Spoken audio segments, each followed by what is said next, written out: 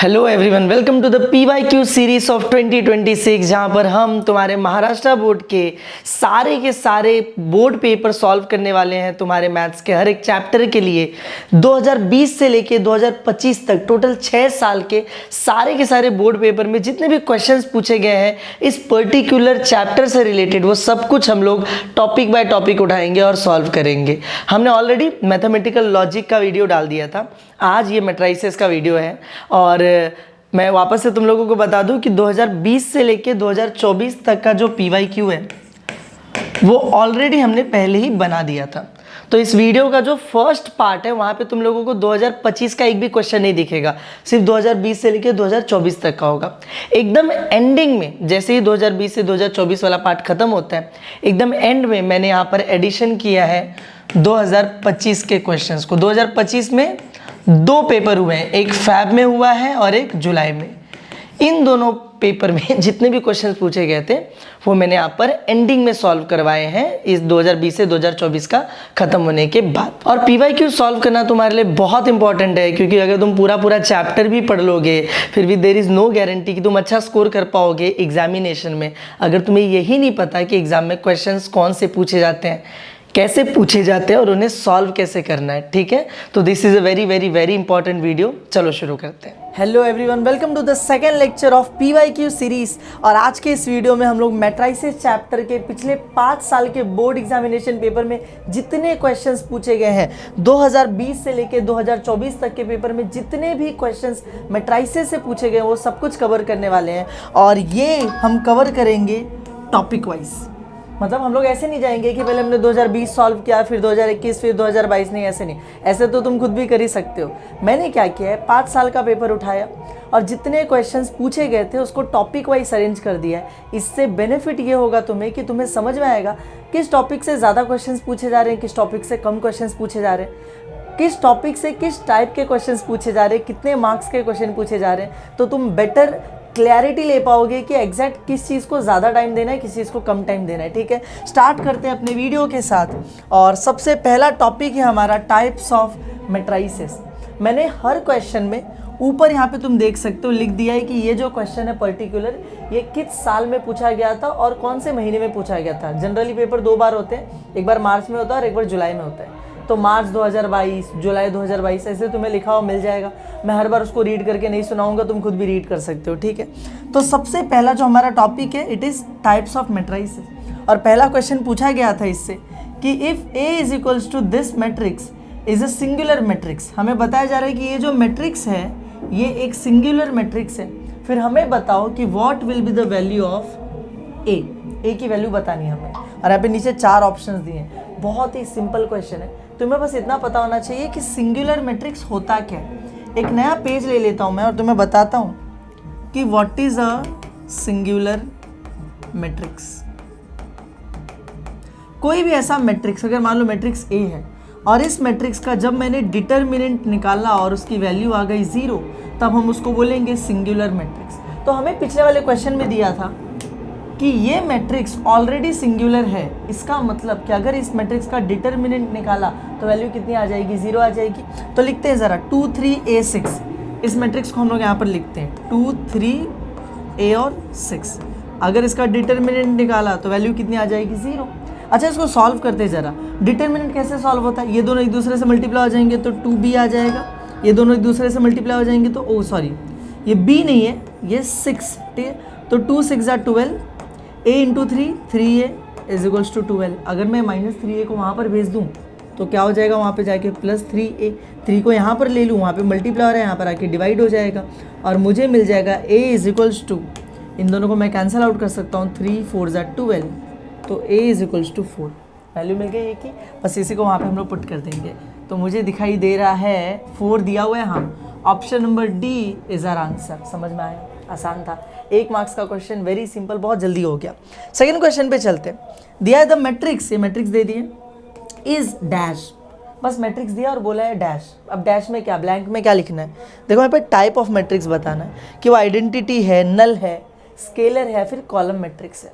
तो हम लोग समझने की कोशिश करते हैं। सबसे पहले मैं यहाँ पर देख पा रहा हूँ कि सिर्फ डायगोनल को छोड़ के बाकी सारे एलिमेंट्स की वैल्यू क्या है, 0 है। तो कभी भी अगर किसी मैट्रिक्स में डायगोनल को छोड़ के बाकी सारे जीरो होते हैं तो उसे क्या कहा जाता है, डायगोनल मैट्रिक्स। लेकिन यार यहाँ पर ऑप्शन में डायगोनल मैट्रिक्स तो दिया ही हुआ नहीं है, फिर क्या करेंगे, थोड़ा सा और आगे बढ़ते हैं। मुझे दिखाई दे रहा है कि डायगोनल में जो 3 एलिमेंट्स हैं, इन तीनों की वैल्यू क्या है, 8 8 8, तीनों वैल्यू सेम है। अगर कोई भी डायगोनल मैट्रिक्स में डायगोनल के सारे एलिमेंट्स की वैल्यू सेम होती है तो उसे कहा जाता है स्केलर मैट्रिक्स। और अगर मैं ऑप्शन को देखूं तो मुझे पता चलता है ऑप्शन नंबर बी में स्केलर मैट्रिक्स दिया हुआ है। इसका भी आंसर मिल गया, 1 मार्क्स का एमसीक्यू, बहुत सिंपल क्वेश्चन। टॉपिक क्या था, टाइप्स ऑफ मैट्रिसेस। चलते अगले टॉपिक के ऊपर, और अगला टॉपिक है हमारा, ये तो हो गया, हमने रफ वर्क किया था। अगला टॉपिक है algebra of matrices plus multiplication of matrices. मतलब हमें क्या करना है, अलजेब्रा में हमने पढ़ा था कि कैसे दो अलग अलग मैट्रिसेस को ऐड किया जाता है, सब्ट्रैक्ट किया जाता है, कोई एक नंबर मिलेगा तो उसको मैट्रिक्स में मल्टीप्लाई कैसे करते हैं। और मल्टीप्लिकेशन ऑफ मैट्रिसेस में हमने ये सीखा था दो मैट्रिक्स एक दूसरे से कैसे मल्टीप्लाई होते हैं। तो हमें मल्टीप्लिकेशन, एडिशन, सब्ट्रैक्शन, वो सबको एक साथ मिलाकर क्वेश्चन आते हैं एग्जाम के अंदर। पहला क्वेश्चन देखो यहाँ पर दिया हुआ है और ये बहुत इंपॉर्टेंट है, इससे बहुत सारे क्वेश्चंस पूछे जाते हैं। तो फर्स्ट क्वेश्चन में बोला find the values of x and y, और हमें नीचे की इक्वेशन लिख कर दे दिया है। तो सबसे पहला काम तुम क्या करोगे, ये जो इक्वेशन दिया इसको कॉपी पेस्ट कर लो। क्या लिखा है, 1, पहले -1 है, 1 है, फिर 4 है, बीच में जो कॉमा है ना ये प्रिंटिंग मिस्टेक है, वहाँ पे कॉमा नहीं आएगा, मैट्रिक्स ऐसे ही लिखा जाता है, ठीक है। फिर वहाँ पे हमें दिया हुआ है 2, फिर एक मैट्रिक्स 5 5 6 6 -1 2, फिर उसके बाद +3, और यहाँ पर क्या लिखा है 3 4 4 1 1 -1, ये हो गया, इज इक्वल्स टू एक मैट्रिक्स में एक्स और वाई लिखती है। हमें सिर्फ इसको स्टेप बाय स्टेप सिंप्लीफाई करते जाना और हमें एक्स और वाई की वैल्यू अपने आप ही मिल जाएगी। तो सबसे पहले मुझे क्या दिखाई दे रहा है कि यार यहाँ पर ना ये देखो ये नंबर है, अब कोई भी नंबर जब मैट्रिक्स में मल्टीप्लाई होता है तो कैसे होता है, सबके साथ मल्टीप्लाई हो जाता है। तो मैं इसको अंदर मल्टीप्लाई कर सकता हूँ, यहाँ पर नंबर है इसको भी अंदर मल्टीप्लाई कर सकता हूँ। अभी सिर्फ इतना ही दिख रहा है, बाकी सबको छोड़ देते हैं। तो एक काम करते हैं, ये -1 1 4 एज इट इज़, और यहाँ पर 2 जाके अंदर मल्टीप्लाई हो जाएगा। तो क्या आ जाएगा, 2 5 10, 2 5 10, 2 6 12, 2 6 12, 2 1 2 और 2 2 4, खत्म हो गया हमारा काम। 3 भी अंदर मल्टीप्लाई हो जाएगा तो 3 3 9, 3 4 12, 3 4 12, 3 1 3, 3 1 3 और 3 1 3, सिंपल। और उस साइड में एक मैट्रिक्स में एक्स और वाई है। अब मुझे दिखाई दे रहा है कि यार ये मैट्रिक्स और ये मैट्रिक्स दोनों के बीच में प्लस लगा है तो मैं दोनों को ऐड कर सकता हूँ। तो चलो फटाफट इन दोनों को ऐड कर देते हैं फिर। तो ये -1 1 4 ऐसे ही रहेगा। अब मैं ये जो करली ब्रेसेस है ना इसको हटा दे रहा हूँ, क्यों, क्योंकि अब दोनों एक ही हो जाएंगे, एक सिंगल टर्म के लिए क्यों ब्रैकेट बनाना है। तो चलो इन दोनों को ऐड कैसे किया जाता है, करस्पॉन्डिंग एलिमेंट्स ऐड होते हैं। मतलब कि 10 किस में ऐड हो जाएगा, 9 में, 10 + 9 19, 10 + 12 22, 12 + 12 24, 12 + 3 15, -2 + 3 कितना हो जाएगा 1, 4 और -3 कितना हो जाएगा 1। सिंपल, दोनों मैट्रिक्स ऐड हो गए, आगे हमारा आंसर। और उस साइड में क्या लिखा हुआ है, एक्स और वाई एक मैट्रिक्स के अंदर। परफेक्ट। अब आते हैं हम लोग अपने फाइनल स्टेप के ऊपर। अब ये एक मैट्रिक्स है, ये एक मैट्रिक्स है, दोनों के बीच में कोई सिंबल नहीं, मतलब दोनों को क्या करना है, मल्टीप्लाई। क्या करना है, अरे मल्टीप्लाई करना, विच इज़ वेरी सिंपल। हमने सीखा है कैसे मल्टीप्लाई करते हैं, row by column, row by column, row by column, और हम लोग लाइन्स आंसर लिखते जाते हैं। तो यहाँ पर आ जाओ, ये रो पहले इस कॉलम में मल्टीप्लाई होगा तो 1 × 19, हमें नहीं पता कि मैट्रिक्स कैसा बनने वाला है तो पहले मल्टीप्लाई कर लेते, बाद में देखते हैं। ये रो इस कॉलम में मल्टीप्लाई होगा तो 1 और 19 मल्टीप्लाई हुआ, -19 आ गया। 1 × 24, 24 आ गया, 4 1 4 आ गया, काम खत्म।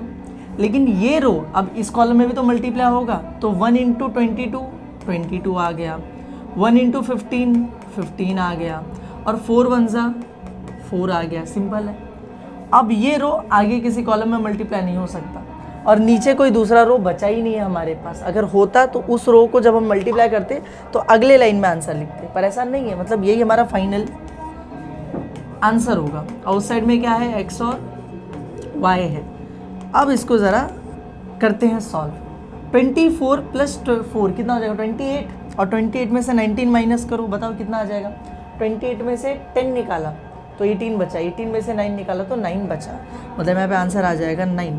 यहाँ पर 15 + 4 19 हो जाएगा, 19 - 22 would be -3, is equals to वहाँ पे क्या दिया x और y, और यहाँ पर हम लिखेंगे बाय इक्वालिटी ऑफ मैट्रिक्स, या फिर मैं बोलूँ इक्वालिटी ऑफ मैट्राइसिस। तो जब हम लोग देखते हैं कि दो मैट्रिक्स एक दूसरे के इक्वल है तो हम लोग क्या करेंगे, करस्पॉन्डिंग एलिमेंट्स भी इक्वल होते हैं। तो x किसके इक्वल हो जाएगा 9 के, और y किसके इक्वल हो जाएगा -3 के। मैं फटाफट बोलने के चक्कर में कुछ ना कुछ उल्टा ही बोल दे रहा हूँ, ठीक है, तो उस पर ज़्यादा ध्यान मत देना। मैं सोच रहा हूँ कि वीडियो जितना छोटा बनेगा तुम्हारे लिए उतना बेनिफिशियल होगा, इसलिए चलो समझ में आया तुम लोगों को कैसे सॉल्व करना था। अब यहाँ पे आते हैं अगले क्वेश्चन के ऊपर। मार्च 2022 में पूछा गया था, सेम टॉपिक का क्वेश्चन है, और देखो सेम वैसा ही क्वेश्चन दिख भी रहा है, इसको भी फटाफट सॉल्व करते हैं। तो पहले तो कॉपी पेस्ट कर लो। क्या लिखा हुआ है, एक करली ब्रेस है, उसमें 5 है, मैट्रिक्स के अंदर क्या दिया है 0 1 1 0 और 1 1, ठीक है। आगे क्या लिखा है माइनस, फिर एक मैट्रिक्स दिया हुआ है 2 1 3 -2 1 और 3, सिंपल। फिर करली ब्रेस क्लोज किया, यहाँ पर एक नया मैट्रिक्स बनाया है जिसमें लिखा है 2 1, और उस साइड में दिया हुआ है x + 1 y - 1 और 3 z, सिंपल है। सॉल्व करना चालू करते हैं। सबसे पहले मुझे क्या दिख रहा है कि यार ये जो 5 है ये अंदर मल्टीप्लाई हो सकता है ना, यहाँ पे कुछ है नहीं अंदर मल्टीप्लाई होने के लिए, तो पहले सिर्फ इसको अंदर मल्टीप्लाई कर देता हूँ और बचे हुए को एज इट इज़ लिख देता हूँ। तो क्या हो जाएगा, सबसे मल्टीप्लाई होगा 5 0 ज़ा 0, 5 1 ज़ा 5, 5 1 ज़ा 5, 5 1 ज़ा 5, 5 1 ज़ा 5, 5 0 ज़ा 0, सिंपल। यहाँ पे सब कॉपी पेस्ट हो जाएगा, तो 2 1 3 -2 1 और 3, ये करली ब्रेस। यहाँ पे क्या है 2 है और 1 है, ठीक है, और इस साइड में जो है वो लिख दो x + 1 y - 1 और 3 z। अब मुझे दिखाई दे रहा है कि यार मेरे पास दो मैट्राइसेस हैं, इन दोनों को मैं क्या कर सकता हूँ, सब्ट्रैक्ट कर सकता हूँ। तो चलो फटाफट सब्ट्रैक्ट करके आंसर हम लोग लिख देते हैं। तो 0 - 2 आ जाएगा, 5 - 1 4 आ जाएगा, 5 - 3 2, 0 - -2, देखो 0 - -2, तो 0 माइनस प्लस हो जाता है 2, 0 का मतलब नहीं है तो 2 बचेगा, आंसर कितना आ जाएगा 2, सिंपल। 5 - 1 4 हो जाएगा, 5 - 3 2 हो जाएगा, हो गया हमारा काम। यहाँ पे एक मैट्रिक्स है कौन सा 2 1, तो लिख दिया हमने 2 1, और उस साइड में क्या है x + 1 y - 1 और 3 z, सिंपल है, आसान। अब दो मैट्रिक्स बचे और दोनों के बीच में क्या है इनटू है, कुछ नहीं मतलब मल्टीप्लाई करना है। तो चलो मल्टीप्लाई करते हैं। कैसे मल्टीप्लाई करेंगे, वही रो बाय कॉलम, और अभी पता नहीं कि कैसा बनेगा, इसलिए पहले लिखना चालू करते हैं। ये रो इस कॉलम में मल्टीप्लाई हुआ, तो 2 2 ज़ा 4, माइनस है ना इसलिए -4, 4 1 ज़ा 4, हो गया काम। फिर ये रो आगे वाले कॉलम में मल्टीप्लाई होता, पर आगे कोई कॉलम ही नहीं है, तो काम खत्म उसका। अगले रो पे आएंगे, आंसर भी अगले रो में लिखेंगे, तो ये रो इस कॉलम से मल्टीप्लाई होगा, तो 2 2 ज़ा 4, 2 1 ज़ा 2, सिंपल। फिर अगला रो इस कॉलम में, तो 4 2 ज़ा 8 और 2 1 ज़ा 2, सिंपल हो गया।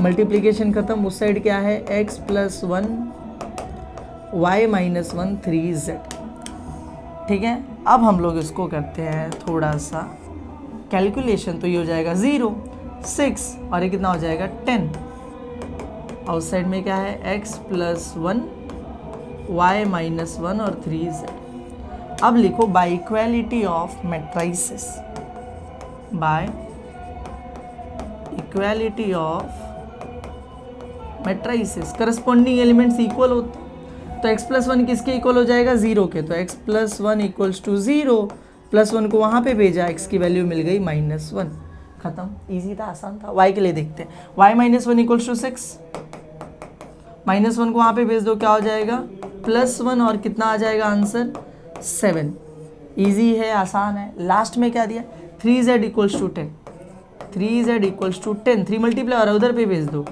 क्या हो जाएगा डिवाइड बाय, तो डिवाइड में हमें सॉल्व करने की ज़रूरत नहीं है, तुम चाहो तो काटो पॉइंट में लिखो, पर नो नीड, उतना छोड़ दोगे तो भी चलेगा। समझ में आया तुम लोगों को, हमें तीनों आंसर मिल चुका और बहुत ज़्यादा आसान क्वेश्चन था, पिछला वाला भी ये वाला भी।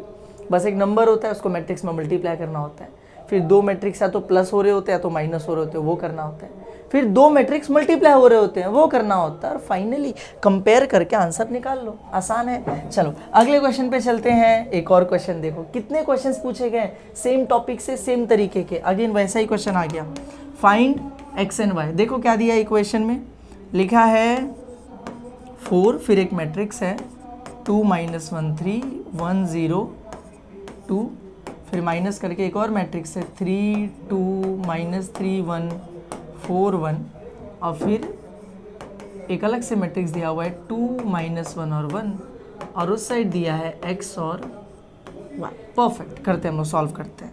पहले तो वही सेम काम, देखो दिख रहा है नंबर 4, ये क्या हो जाएगा, अंदर मैट्रिक्स में मल्टीप्लाई हो जाएगा, तो हमें मिलेगा 4 2 ज़ा 8 4 1 ज़ा 4 4 3 ज़ा 12 4 1 ज़ा 4 और 4 2 ज़ा 8। सिंपल है। फिर यहाँ पे तो कोई नंबर नहीं है, तो इसको as it is copy paste कर दो, तो 3 2 -3 1 4 और 1, और ये इसको भी कॉपी पेस्ट ही करेंगे, इसके साथ भी कुछ करने की ज़रूरत नहीं है। उस साइड क्या है, x और y। इतना समझ में आया, सिंपल था। अब देखते हैं आगे क्या किया जा सकता है। दो मैट्रिक्स दिख रहे हैं, ये भी है और ये भी है, दोनों के बीच में क्या है, माइनस है, सब्ट्रैक्ट कर सकते हैं दोनों को, चलो कर देते हैं। तो क्या हो जाएगा, 8 -3 5 बचेगा, -4 -3, ध्यान से देखो ये -4 है और ये -3 है, और हम लोग इनको क्या कर रहे हैं, माइनस कर रहे हैं। तो अब ये -4 तो ठीक है, ये तो एज इट इज़ रहेगा, लेकिन माइनस माइनस क्या हो जाएगा, +3, इन दोनों को सॉल्व करने पर आंसर कितना आ जाएगा, -1। ठीक है, ऐसे अगर टर्म्स आते हैं और तुम कंफ्यूज हो जाते हो तो अलग से साइड में ऐसे रफ वर्क कर लेने का, इजीली सॉल्व हो जाएगा, लेकिन गलत मत लिखना। डायरेक्टली ऐसे सॉल्व करने जाओगे और गलत हो जाएगा, उससे बेटर है साइड में रफ में कर लो और फिर लिखो आंसर। ठीक है, तो 12 - 4 कितना हो जाएगा, 8 4 - 2 2 0 -1 -1 8 -1 7। परफेक्ट, खत्म हो गया, ये वो वाला मैट्रिक्स बच गया। 2 -1 और 1, और उस साइड में क्या है, x और y। अब हमें फाइनली वही स्टेप आ गया कि दो मैट्रिक्स है और दोनों को क्या करना है, मल्टीप्लाई करना है, बीच में कुछ नहीं, यानी मल्टीप्लिकेशन। तो चलो देखते हैं, ये रो इस कॉलम से मल्टीप्लाई होगा तो 5 2 ज़ा 10 -1 × -1 +1 8 1 ज़ा 8, खत्म हो गया। अब ये रो आगे कॉलम से मल्टीप्लाई होता, पर आगे कॉलम ही नहीं है, तो अगला रो आ गया और हम लोग भी आंसर अब अगले रो में लिखेंगे। तो अब ये रो इस कॉलम से मल्टीप्लाई होगा, 2 2 ज़ा 4 -1 × -1 +1 7 1 ज़ा 7, सिंपल, इधर का हो गया। और उस साइड क्या है, x और y। देखते हैं क्या होता है, तो ये हो जाएगा 19 और ये हो जाएगा 11 + 1 12, x और y। और अब हम लिखेंगे बाय इक्वालिटी ऑफ मैट्राइसेस, या फिर तुम ऐसे भी लिख सकते हो बाय कंपेयरिंग। बाय कंपेयरिंग लिखोगे तो भी चलता है। ठीक है, तो x की वैल्यू आ गई 19 और y की वैल्यू आ गई 12। इजी था, आसान था। एक सेकंड रुको, फ़ोन कर देते हैं हम साइलेंट पे। ठीक है, आसान है, बहुत ज़्यादा आसान है। ठीक है, आगे बढ़ते हैं।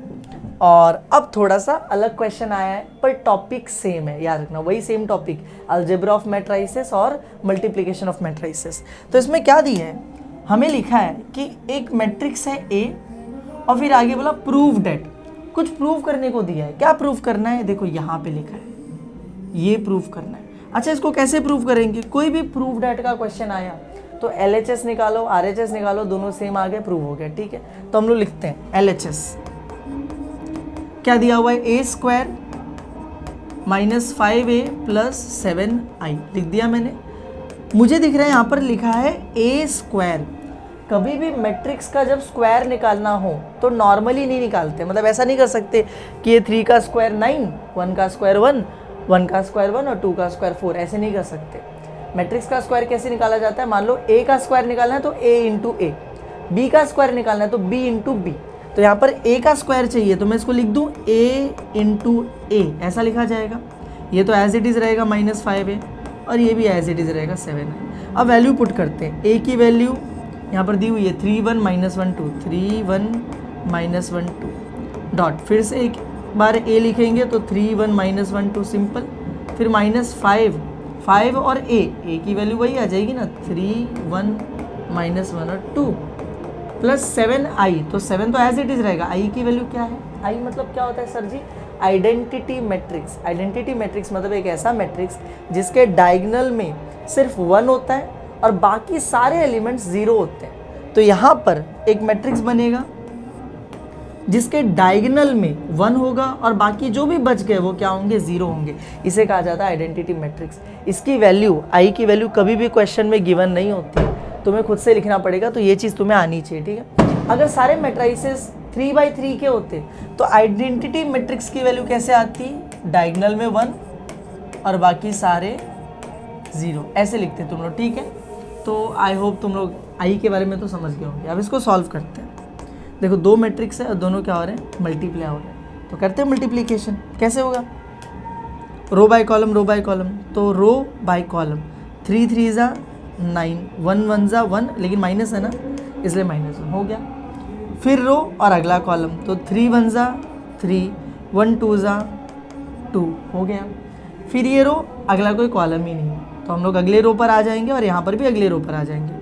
तो रो बाय कॉलम, 1 3 ज़ा 3, लेकिन माइनस है ना तो -3, 2 इंटू -1 -2, सिंपल। फिर ये रो, अगला कॉलम, -1 1 ज़ा -1, 2 2 ज़ा 4 हो गया मल्टीप्लिकेशन। यहाँ पर देखते हैं 5 है, अंदर सबसे मल्टीप्लाई हो जाएगा, तो 5 3 ज़ा 15, 5 1 ज़ा 5, 5 1 ज़ा 5 और 5 2 ज़ा 10। 7 अंदर सबसे मल्टीप्लाई हो जाएगा, तो 7 1 ज़ा 7, 7 0 ज़ा 0, 7 0 ज़ा 0 और 7 1 ज़ा 7। आसान था। अब इसको थोड़ा सा सिंप्लीफाई कर देते हैं, तो हमें मिलेगा 9 - 1 8 होता है, 3 + 2 5 होता है, यहाँ पे -5 आ जाएगा, ये आ जाएगा 3। इसको तो कॉपी पेस्ट कुछ कर नहीं सकते, तो ऐसे लिख दो 15 5 -5 और ये 10 प्लस 7 0 और 0 7। अब यहाँ पर देखते हैं 3 मैट्रिक्स है, इन दोनों के बीच में सब्ट्रैक्शन है, इन दोनों के बीच में एडिशन है, माइनस और प्लस है। तो सबसे पहला काम हम लोग माइनस करेंगे। कभी भी ध्यान रखना, ऐसा एक इक्वेशन दिखा, 2 मैट्रिक्स के बीच में माइनस दिख रहा है, 2 मैट्रिक्स के बीच में प्लस दिख रहा है, always go with the subtraction first, वरना तुम कंफ्यूज हो जाओगे और आंसर गलत आ जाएगा, ठीक है। तो पहले माइनस कर लेते हैं दोनों को। तो 8 - 15 -7, 5 - 5 0, -5 -5, देखो -5 है, यहाँ पर भी -5 है, और हम दोनों को क्या कर रहे हैं, सब्ट्रैक्ट कर रहे हैं। तो -5 वाला तो ठीक है, ये माइनस माइनस क्या हो जाएगा, +5, दोनों कट के कितने आ जाएंगे, 0। तो यहाँ पर आंसर कितना आने वाला है, 0। 3 - 10 कितना हो जाएगा, -7, प्लस वहाँ पे बच गया वो वाला मैट्रिक्स 7 7 0 0। अब फाइनली मुझे दिखाई दे रहा है ये दोनों मैट्रिक्स प्लस होने वाले हैं, तो -7 + 7 0 0 0 0 0 0 0, -7 + 7 0, सारे के सारे वैल्यूज़ क्या आ गए, 0 आ गए। अब ज़रा ऊपर चलते हैं और देखते हैं क्या चाहिए था। राइट हैंड साइड में क्या चाहिए था हमें, ओ, क्या लिखा हुआ है, वो ओ है, वो 0 नहीं लिखा है, वो ओ लिखा है। और यहाँ पर बताया भी है कि ओ इज़ अ 0 मैट्रिक्स, ओ क्या है, एक 0 मैट्रिक्स है। और अगर हम लोग यहाँ पर देखें तो हमारे भी एक मैट्रिक्स आया है जिसमें सारे वैल्यू 0 है, इसी को 0 मैट्रिक्स बोला जाता है। तो हम लोग लिख देंगे O = RHS, hence proofed. Proof करने को दिया था, हमने प्रूफ कर दिया, क्वेश्चन खत्म हो गया, फुल मार्क्स मिल जाएंगे तुम्हें। समझा तुम लोगों को? आसान है, इतने आसान क्वेश्चंस पूछे जाते हैं बोर्ड एग्जाम के अंदर। अगला क्वेश्चन भी वैसा ही कुछ मिलता जुलता है, देखो क्या दिखा है। तो यहाँ पे लिखा है कि A मैट्रिक्स दिया है, B मैट्रिक्स दिया हुआ है। अब बोला जा रहा है कि इफ़ A + B का होल स्क्वायर = दिस। अब देखो बोला है इफ़ मतलब जो भी इफ़ के आगे लिखा होगा वो गिवन कंडीशन होती है, तो ये हमारी गिवन कंडीशन है। तो हमें फाइंड क्या करना है, फाइंड करना है value of A and B, छोटा a और छोटे b की वैल्यू हमें फाइंड आउट करनी है, ठीक है। और ये हमारा है गिवन कंडीशन। तो चलो देखते हैं, पहले गिवन कंडीशन लिख लेते हैं। गिवन कंडीशन क्या दी गई है, लिखा है A + B का होल स्क्वायर = A² + B²। अब देखो हमें इस कंडीशन से अगर स्मॉल a और स्मॉल b की वैल्यू निकालनी है तो हमें क्या करना पड़ेगा पता है, यहाँ पे सबकी वैल्यू पुट करनी पड़ेगी। a दिया है, a मैट्रिक्स की वैल्यू उठाओ, यहाँ पे पुट कर दो। b दिया है, b मैट्रिक्स की वैल्यू उठाओ, यहाँ पे पुट कर दो। और ऐसे यहाँ पर भी, ऐसे यहाँ पर भी वैल्यूज पुट करेंगे। फिर जो होते चला जाएगा वो सिंप्लीफिकेशन करते जाएंगे करते जाएंगे करते जाएंगे। एट द एंड जाके हमें कुछ ऐसा दो अलग अलग मैट्रिक्स मिलेंगे, इक्वल टू रहेगा, कंपेयर करेंगे, a की b की वैल्यू निकल जाएगी। बेसिक जो सेंस होता है वो तो यही बोलता है। लेकिन मैं क्या बोल रहा हूँ कि यार यहाँ पर अगर हम लोग ये वैल्यूज़ पुट कर भी दें तो होल स्क्वायर जब मैं करूँगा तो तुम्हें नहीं लग रहा चीज़ें बहुत ज़्यादा कॉम्प्लिकेटेड हो जाएंगी। दो मैट्रिक्स को प्लस किया, ऑलरेडी प्लस करते टाइम यहाँ पर 2 + a 2 + b आएगा, मतलब गंदे गंदे टर्म्स आएंगे, उसका स्क्वायर करोगे कितना गंदा हो जाएगा। ऐसे यहाँ पर भी होगा, ऐसे यहाँ पर भी होगा। तो एक दूसरा तरीका क्या है मालूम है कि पहले हम लोग ये जो गिवन कंडीशन है ना इसको थोड़ा सा सिंप्लीफाई करते हैं, और जब ये छोटा और आसान बन जाएगा तब वैल्यूज को पुट कर देंगे। तो हम क्या कर सकते हैं, यहाँ पे लिखा है a + b का होल स्क्वायर। मैंने बोला था मैट्रिक्स में a स्क्वायर का मतलब क्या होता है, a × a, b स्क्वायर का मतलब क्या होता है, b × b। तो वैसे ही a + b का होल स्क्वायर मतलब क्या हो गया, a + b × a + b। ठीक है, तो मैं लिख देता हूँ a + b होल स्क्वायर को कैसे, a + b × a + b। a square को क्या लिख दूंगा, a × a। b स्क्वायर को क्या लिख दूंगा, b × b। एक्चुअली यहाँ पे रहने दो, इसको भी कर सकते हैं पर अभी ज़रूरत नहीं है ना, तो उसको एज इट इज़ रहने दो। यहाँ पर क्या हो जाएगा, नॉर्मल जैसे मल्टीप्लिकेशन होता है ब्रैकेट ओपन करते टाइम, ये इससे भी मल्टीप्लाई होगा, ये इससे भी मल्टीप्लाई होगा। तो जब a से मल्टीप्लाई हो जाएगा तो क्या आ जाएगा, a स्क्वायर प्लस a जब b में मल्टीप्लाई हो जाएगा तो क्या आ जाएगा, a × b। सिंपल। अब दूसरा वाला टर्म b इससे भी मल्टीप्लाई होगा, b इससे भी मल्टीप्लाई होगा। तो b जब a में मल्टीप्लाई होगा तो ध्यान रखना b a में मल्टीप्लाई हो रहा है तो b × a, और b जब b में जाएगा तो क्या आ जाएगा, b का स्क्वायर। हमेशा याद रखना a × b अलग होता है, b × a अलग होता है। तो जब a को b से किया तो a × b लिखो, b को a से किया तो b × a लिखो। ठीक है, एज इट इज़ लिखो। और b × b b स्क्वायर हो गया, उस साइड क्या है, a square plus b square.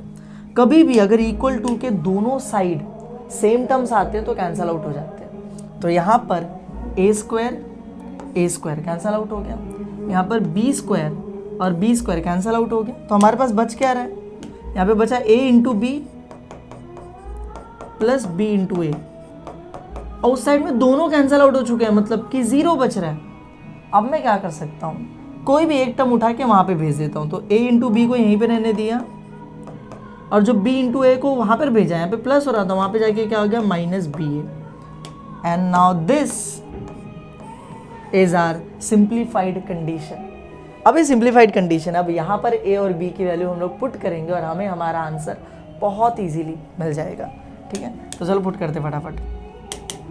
तो लिखते हैं a की वैल्यू क्या है, देखो लिया है यहाँ पे 1 2 -1 -2। b की वैल्यू क्या है, 2a - 1b is equals to minus b किधर पे रहा, 2a - 1b,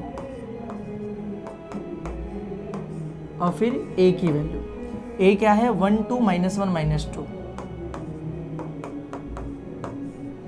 अब बस इसे सॉल्व करना है और हमारा काम हो जाएगा। कैसे सॉल्व करेंगे, मल्टीप्लाई करने तो हमें आता ही है, वही करते हैं, रो बाय कॉलम। तो 1 2 ज़ा 2, 2 × -1 -2, सिंपल। फिर ये रो इस कॉलम में 1 × a आएगा, 2 × b 2b आ जाएगा। फिर ये रो इस कॉलम में, तो 1 2 ज़ा 2, माइनस है ना इसलिए -2, -2 × -1 +2। फिर ये रो इस कॉलम में, तो 1 × a रहेगा, बस माइनस है तो -a, ये भी इसमें मल्टीप्लाई होगा तो क्या आ जाएगा, -2b। सिंपल था। उस साइड देखते हैं क्या आ रहा है, माइनस लिखा हुआ है बाहर, अंदर ये रो ये कॉलम में, तो 2 × 1 2, a × -1 -a। फिर ये रो ये कॉलम, 2 2 ज़ा 4, और a × -2 -2a। फिर सेकेंड रो फर्स्ट कॉलम, -1 1 ज़ा -1, b × -1 -b। फिर ये -1 × 2 -2, b × -2 -2b। हो गया हमारा काम। अब ज़रा देखते हैं, जो भी सॉल्व हो रहा है कर दो। 2 - 2 0, -2 + 2 0, ये तो एज इट इज़ रहेगा, ये भी एज इट इज़ रहेगा। यहाँ पर क्या हो रहा है, एक चीज़ देखो, बाहर माइनस है ना, तो माइनस अंदर जाएगा और सबका साइन चेंज हो जाएगा। जो भी माइनस वाले अंदर प्लस हो जाएंगे, प्लस वाले माइनस, सबका साइन चेंज हो जाएगा। तो माइनस अंदर गया, ये 2 - a, अब क्या बन गया, a - 2। 4 माइनस 2a क्या बन गया 2a minus 4, minus 1 minus b क्या बन गया 1 प्लस b, और 2 माइनस 2b दोनों माइनस माइनस थे, दोनों प्लस प्लस हो गए। सिंपल है, आसान है। अगर स्टेप तुम्हें नहीं समझा ना तो एक चीज समझो, ये 2 माइनस a था, जैसे ही माइनस अंदर आया दोनों का सिंबल चेंज हो गया, तो ये माइनस a जो था अब ये बन गया प्लस a, इसलिए मैंने उसको स्टार्टिंग में लिख दिया। और ये प्लस 2 जो था, देखो ना इसके लेफ्ट में कुछ नहीं है, ये प्लस था, तो प्लस 2 जो था बन गया माइनस 2, तो इसलिए मैंने उसको लिख दिया यहाँ पर, और इसीलिए वो ऐसा आ गया a माइनस 2। ऐसे सारे हुए हैं, ठीक है। चलो तो अब हम करेंगे कंपेयर और हमें वैल्यूज मिल जाएंगी। तो कैसे कंपेयर करना मालूम है? सबसे सिंपल तरीका ढूंढो कंपेयर करने के लिए। अगर मुझे सबसे सिंपल तरीका ढूंढना है तो मुझे पता चल जाएगा, इसको इससे कंपेयर कर देता हूँ, इसको इससे कंपेयर कर देता हूँ, तुरंत वैल्यू मिल जाएगी। तो हम लोग लिखेंगे बाय इक्वालिटी ऑफ मैट्रिसेस, क्या हो जाएगा a minus 2 is equals to 0, minus 2 को वहाँ पर भेज दो, प्लस 2 मिल गई a की वैल्यू, यहाँ पर 1 plus b is equals to 0, तो 1 को वहाँ पर भेज दो, माइनस 1, लो मिल गई b की भी वैल्यू। आसान था, सिंपल था, ठीक है। अगर तुम कंपेयर करना चाहते तुम इसको भी कर सकते थे, देखो ना ये इससे कंपेयर हो जाता लेकिन तुम्हारा आंसर नहीं आता, बहुत गंदा कैलकुलेशन हो जाता। ये इससे कंपेयर हो जाता, फिर अगेन तुम लोग बहुत गंदे कैलकुलेशन में फंस जाते। सबसे आसान दिख रहा था ये, और ये कंपेयर किया, वैल्यू तुरंत का तुरंत हमें मिल गया। आसान था ये, ठीक है। चलो अगले क्वेश्चन पे चलते हैं, और बस वो टॉपिक खत्म। इतने क्वेश्चन थे इस टॉपिक से, इतने ही क्या, जितने पेपर आए सब में ऑलमोस्ट एक ना एक क्वेश्चन उस टॉपिक से आया था, इसीलिए बहुत अच्छे से प्रिपेयर करना हो टॉपिक। अगला टॉपिक है ट्रांसपोज। इससे सिर्फ यही एक क्वेश्चन पूछा गया है आज तक पिछले 5 साल के अंदर, ठीक है। तो देखते हैं क्या लिखा हुआ है। हमें दे दिया ए मैट्रिक्स, हमें दे दिया बी मैट्रिक्स, और फाइंड करने बोल रहे हैं, इसकी वैल्यू फाइंड करने बोल रहे हैं। तो लिखते हैं क्या फाइंड करना है, टू फाइंड ए का ट्रांसपोज प्लस 4 बी का ट्रांसपोज, ऐसा दिया। ए का ट्रांसपोज, ट्रांसपोज मतलब क्या होता है मालूम है? सारे रो जो होते हैं वो कॉलम बन जाते हैं, इसको ट्रांसपोज बोला जाता है। या फिर मैं बोलूँ कि सारे कॉलम रो बन जाते हैं, एक ही चीज़ है, रो को कॉलम बना दो या फिर कॉलम को रो बना दो। तो ए का ट्रांसपोज मतलब ए ये रहा, अब इसका ट्रांसपोज करने का मतलब ये जो रो था अब एक कॉलम बन जाएगा। तो 7 3 0, ये लो रो था अब कॉलम बन गया। ये 0 4 माइनस 2, अब ये कॉलम बन गया। ये हो गया ए का ट्रांसपोज, प्लस 4 और बी का ट्रांसपोज। 4 के बाद क्या है, बी का ट्रांसपोज। तो बी में ये रो था, अब ये बन गया कॉलम 0 माइनस 2 3। ये रो था, अब ये बन गया कॉलम 2 1 माइनस 4। सिंपल है, आसान है। अब बस ये जो आ गया इसको सॉल्व कर दो और तुम्हारा काम हो जाएगा, जो कि बहुत इजीली सॉल्व हो जाएगा। इसको एज इट इज़ रहने देते हैं, और यहाँ पर ये जो 4 है इसको अंदर मल्टीप्लाई कर देते हैं सबके साथ। तो यहाँ पर क्या हो जाएगा, 7 0 3 4 0 माइनस 2 प्लस 4 सबसे मल्टीप्लाई, 4 0 ज़ा 0, 4 2 ज़ा 8, 4 2 ज़ा 8, 4 1 ज़ा 4, 4 3 ज़ा 12, 4 4 ज़ा 16। अब ये दो मैट्रिसेस दिख रहे हैं हमें, ऐड कर दो दोनों को एक दूसरे के साथ। तो 7 plus 0 7, 0 plus 8 8, 3 plus minus 8 minus 5, 4 plus 4 8, 0 plus 12 12, minus 2 plus minus 16। देखो माइनस 2 प्लस माइनस 16, तो माइनस 2 तो ठीक है, प्लस माइनस कितना आ जाएगा माइनस, तो कितना आ जाएगा माइनस 18। सिंपल है, क्वेश्चन खत्म। इतना ही था, 2 लाइन का आंसर था। एक लाइन में वैल्यू पुट की, ट्रांसपोज करके, दूसरे लाइन में दोनों को ऐड करके डायरेक्ट आंसर आ गया। अगले टॉपिक पे चलते हैं, और next topic is inverse of matrix. सबसे इंपॉर्टेंट टॉपिक है, और आज तक सबसे ज़्यादा क्वेश्चंस बोर्ड एग्जाम में जो पूछे जाते हैं वो इन्वर्स से ही पूछे जाते हैं। मल्टीप्लिकेशन वाला तो हमने देखा वो पूछा ही जाता है, इससे भी बहुत सारे क्वेश्चन पूछे जाते हैं। तो पहला क्वेश्चन दिया है हमें, अगर तुम्हें याद हो तो मैं तुम्हें बता दूं कि इन्वर्स ऑफ अ मैट्रिक्स निकालने के 2 तरीके, 2 मेथड्स हैं। एक जिसे हम बोलते हैं एडजॉइंट मेथड, और एक क्या आता है, ट्रांसफॉर्मेशन मेथड। ट्रांसफॉर्मेशन मेथड के क्वेश्चन अभी तक पिछले 5 साल में तो नहीं पूछा उन्होंने, लेकिन एडजॉइंट मेथड के बहुत सारे क्वेश्चन है। तो पहला क्वेश्चन भी वैसा ही है, क्या लिखा हुआ है, find the adjoint of the matrix this. हमें इस मैट्रिक्स का एडजॉइंट निकालना है, इनवर्स नहीं निकालना है। देखो इनवर्स निकालने का जो पूरा का पूरा मेथड है वो बहुत बड़ा है, और उस मेथड के अंदर हमें एडजॉइंट निकालना पड़ता है पहले और फिर इन्वर्स आता है। लेकिन इसने बोला कि सिर्फ एडजॉइंट निकालो, इन्वर्स निकालने की ज़रूरत नहीं है, तो हम सिर्फ एडजॉइंट निकालेंगे, उसका प्रोसेस देखेंगे, ठीक है। तो पहला काम हमें क्या करना होता है मालूम है, मैट्रिक्स दिया है, मैट्रिक्स का कोई नाम नहीं लिखा है तो हम उसको नाम दे देते हैं। हम लिखते हैं let A is equals to क्या है 1 -2 -2 -1 3 0 2 5 और -1। मैट्रिक्स को नाम दे दिया ए। अब क्या करना होगा, एडजॉइंट निकालने का सबसे पहला स्टेप होता है माइनर्स को निकालो। क्या निकालोगे पहले स्टेप में, माइनर्स को लिखते कैसे, कैपिटल एम से डिनोट करते हैं। और ये जितने टर्म्स है ना यहाँ पे, जितने एलिमेंट्स हैं, सबके लिए एक एक माइनर निकलता है। तो कैसे निकलेगा माइनर, इसका M11 M12 M13 M21 M22 M23 M31 M32 M33, समझे। ये 1 1 1 2 तुम्हें नहीं समझता तो मैं बता देता हूँ। जैसे ये जो एलिमेंट है, ये फर्स्ट रो फर्स्ट कॉलम, इसलिए इसको 1 1 बोलते हैं। ये फर्स्ट रो सेकेंड कॉलम में, इसलिए इसको 1 2 बोलते हैं। ये फर्स्ट रो थर्ड कॉलम में तो 1 3 बोलते हैं। ये सेकेंड रो फर्स्ट कॉलम में, इसलिए 2 1 बोलते हैं, समझा। इस तरीके से 1 1 1 2 बोला जाता है। तो हमें निकालना है M11 M12 M13 1 1 1 2 1 3, फिर 2 1 2 2 2 3। तो हमें निकालना है M21, थोड़ा सा ऊपर स्क्रॉल कर लेते हैं इसको, M22 M23, और में निकालना है M31 M32 और M33, ठीक है। अब देखते हैं इसको कैसे निकाला जाता है। पहले थोड़ा सा अरेंज कर लेते हैं, हाँ परफेक्ट। तो देखो बहुत आसान सा प्रोसेस है। मान लो मुझे निकालना है पहले M11, तो किसके लिए निकलेगा, इसके लिए। तो करना क्या मालूम है, सिंपली ये जो एलिमेंट है इसका पूरा कॉलम हटा दो, इसका पूरा रो हटा दो, और बचे हुए को एक डिटर्मिनेंट में लिख दो। कितना बचा, 3 5 0 -1, और इसको सॉल्व करो। 3 1 जा 3, माइनस है ना तो -3 आ जाएगा, बीच में माइनस आता है, 0 5 जा 0, तो -3 -0 करोगे तो कितना आ जाएगा, -3 बचेगा, ठीक है। ये आ गया हमारा माइनर। ऐसे अब M12 निकालना है, तो M12 मतलब किसके लिए निकालेंगे, इसके लिए। तो ये पूरा कॉलम, ये पूरा रो हटा दो, -2 -2 5 -1 -2 5 और -1, सॉल्व करो इसको।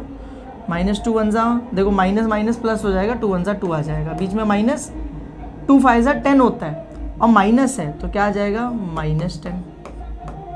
तो देखो 2 माइनस माइनस प्लस 10, तो 2 + 10 कितना हो जाएगा, 12। ईजी था, ऐसे निकाला जाता है। अब हम 1 3 के लिए देखते हैं। तो 1 3 मतलब इसके लिए निकालेंगे, तो ये पूरा गायब, ये पूरा गायब, -2 3 -2 0 -2 3 -2 और 0। तो देखो 2 0 जा 0, बीच में माइनस, 3 2 जा 6, लेकिन माइनस है ना तो कितना आ जाएगा, -6 आ जाएगा। तो अब देखो माइनस माइनस प्लस, 0 + 6 कितना हो जाएगा, 6। सिंपल है। M21 के लिए निकालते हैं। 21 मतलब ये रहा, तो ये गायब और ये गायब, -1 2 0 -1 -1 2 0 और -1, सॉल्व करो। 1 1 जा 1 होता है, माइनस माइनस प्लस, तो 1 आ गया। 2 0 जा 0, 1 में से 0 हो गया तो 1 ही बचा, सिंपल। M22 के लिए निकालते हैं।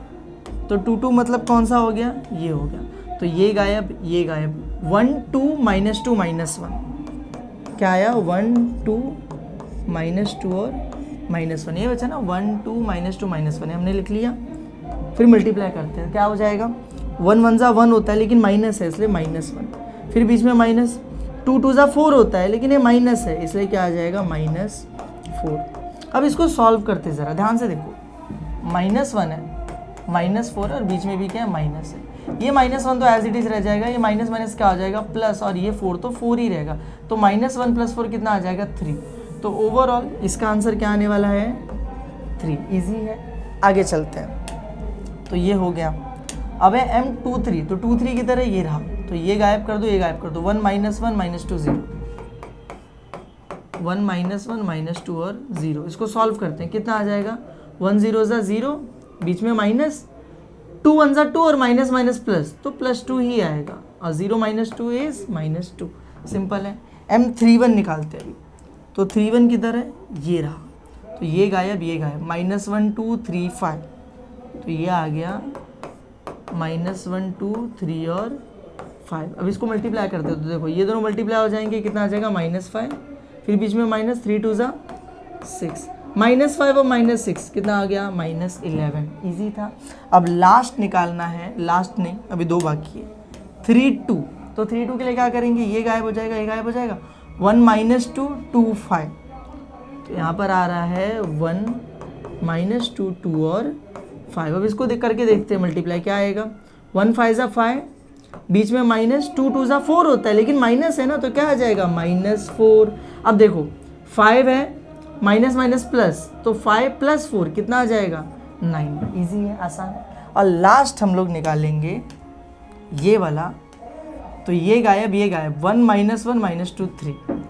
तो यहाँ पर आ जाएगा 1 - 1 - 2 और 3। तो 3 1 ज़ा 3, बीच में माइनस, 2 1 ज़ा 2, माइनस माइनस प्लस, तो 2 1 ज़ा 2 ही आएगा, 3 - 2 क्या तो 1 आएगा। सिंपल था, आसान था। हमारे सारे के सारे माइनर्स निकल चुके हैं। 9 एलिमेंट्स थे और सबके लिए एक एक माइनर, यानी टोटल 9 माइनर हमने निकाला। सेकेंड स्टेप आता है, हमें निकालना है कोफैक्टर। सेकेंड स्टेप में क्या निकालना है हमें, कोफैक्टर्स, और इसको डिनोट करते हैं कैपिटल ए से। इसको किससे डिनोट करते थे, कैपिटल एम से। तो अब देखो कोफैक्टर निकालना बहुत आसान होता है, यहीं पर सीखते हैं कैसे निकाला जाता है। जिस लाइन में तुमने माइनर निकाला है ना, उसी लाइन में तुम्हें जस्ट उसके बाजू में कोफैक्टर भी निकाल कर लिख देना है। तो जैसे ये माइनर निकाला M11, तो इसके बाजू में आ जाएगा कोफैक्टर A11। और पता है कैसे किया जाता है, बस एक रूल याद रखो। क्या रूल याद रखना है तुम्हें, अगर I + J करने पर, ये रूल याद रखना, तुम्हें पता भी होगा फिर भी मैं बता दे रहा हूँ।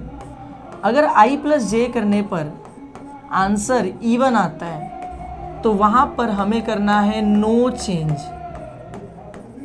और अगर I + J करने पर आंसर ऑड आता है तो हमें कर देना है साइन को चेंज। I + J करने पर आंसर इवन आया तो नो चेंज, I + J करने पर आंसर ऑड आया तो साइन चेंज कर देंगे। अब ये I और J क्या है, ये जो नीचे वैल्यूज लिखी है ना तुमने 1 1 1 2 1 3, यही I J होता है। पहली वाली वैल्यू को I बोलते हैं, सेकेंड वाली वैल्यू को J बोलते हैं। तो अब चलो चेक करते हैं यहाँ पर। तो यहाँ पर है A11, I + J, देखो 1 + 1 2 आ रहा है, 2 इवन है तो मतलब नो चेंज, तो ये -3 यहाँ पर -3 ही लिखा जाएगा, बस इतना ही करना होता है। अब यहाँ पर आते M12 था, इसके बाजू में क्या निकलेगा A12, उसको थोड़ा सा साइड कर देते हैं वरना वो मिक्स हो जाएगा इसके साथ ना। चलो इसको साइड कर दिया, ठीक है। करते हैं यहाँ पर आ जाएगा A12, तो 1 + 2 3 ऑड नंबर है मतलब साइन चेंज हो जाएगा, तो 12 क्या आ जाएगा -12। ऐसे यहाँ पे A13, 1 + 3 4 इवन नंबर है मतलब नो चेंज, तो 6 कॉपी पेस्ट हो जाएगा।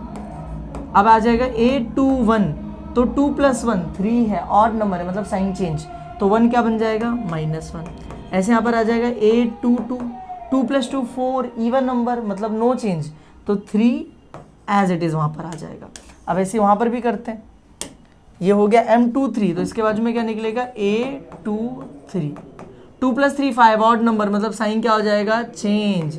यहाँ पर क्या आ जाएगा A31, 3 + 1 4 even number no change मतलब -11 एज इट इज़, वहाँ पे -11 आ जाएगा। A32, 3 + 2 कितना होता है 5 होता है, ऑड नंबर है तो साइन चेंज हो जाएगा, तो 9 क्या लिखा जाएगा वहाँ पे -9। ऐसे यहाँ पर A33, 3 + 3 इवन नंबर होता है, नो चेंज, 1 का 1 ही रहेगा। सिंपल था।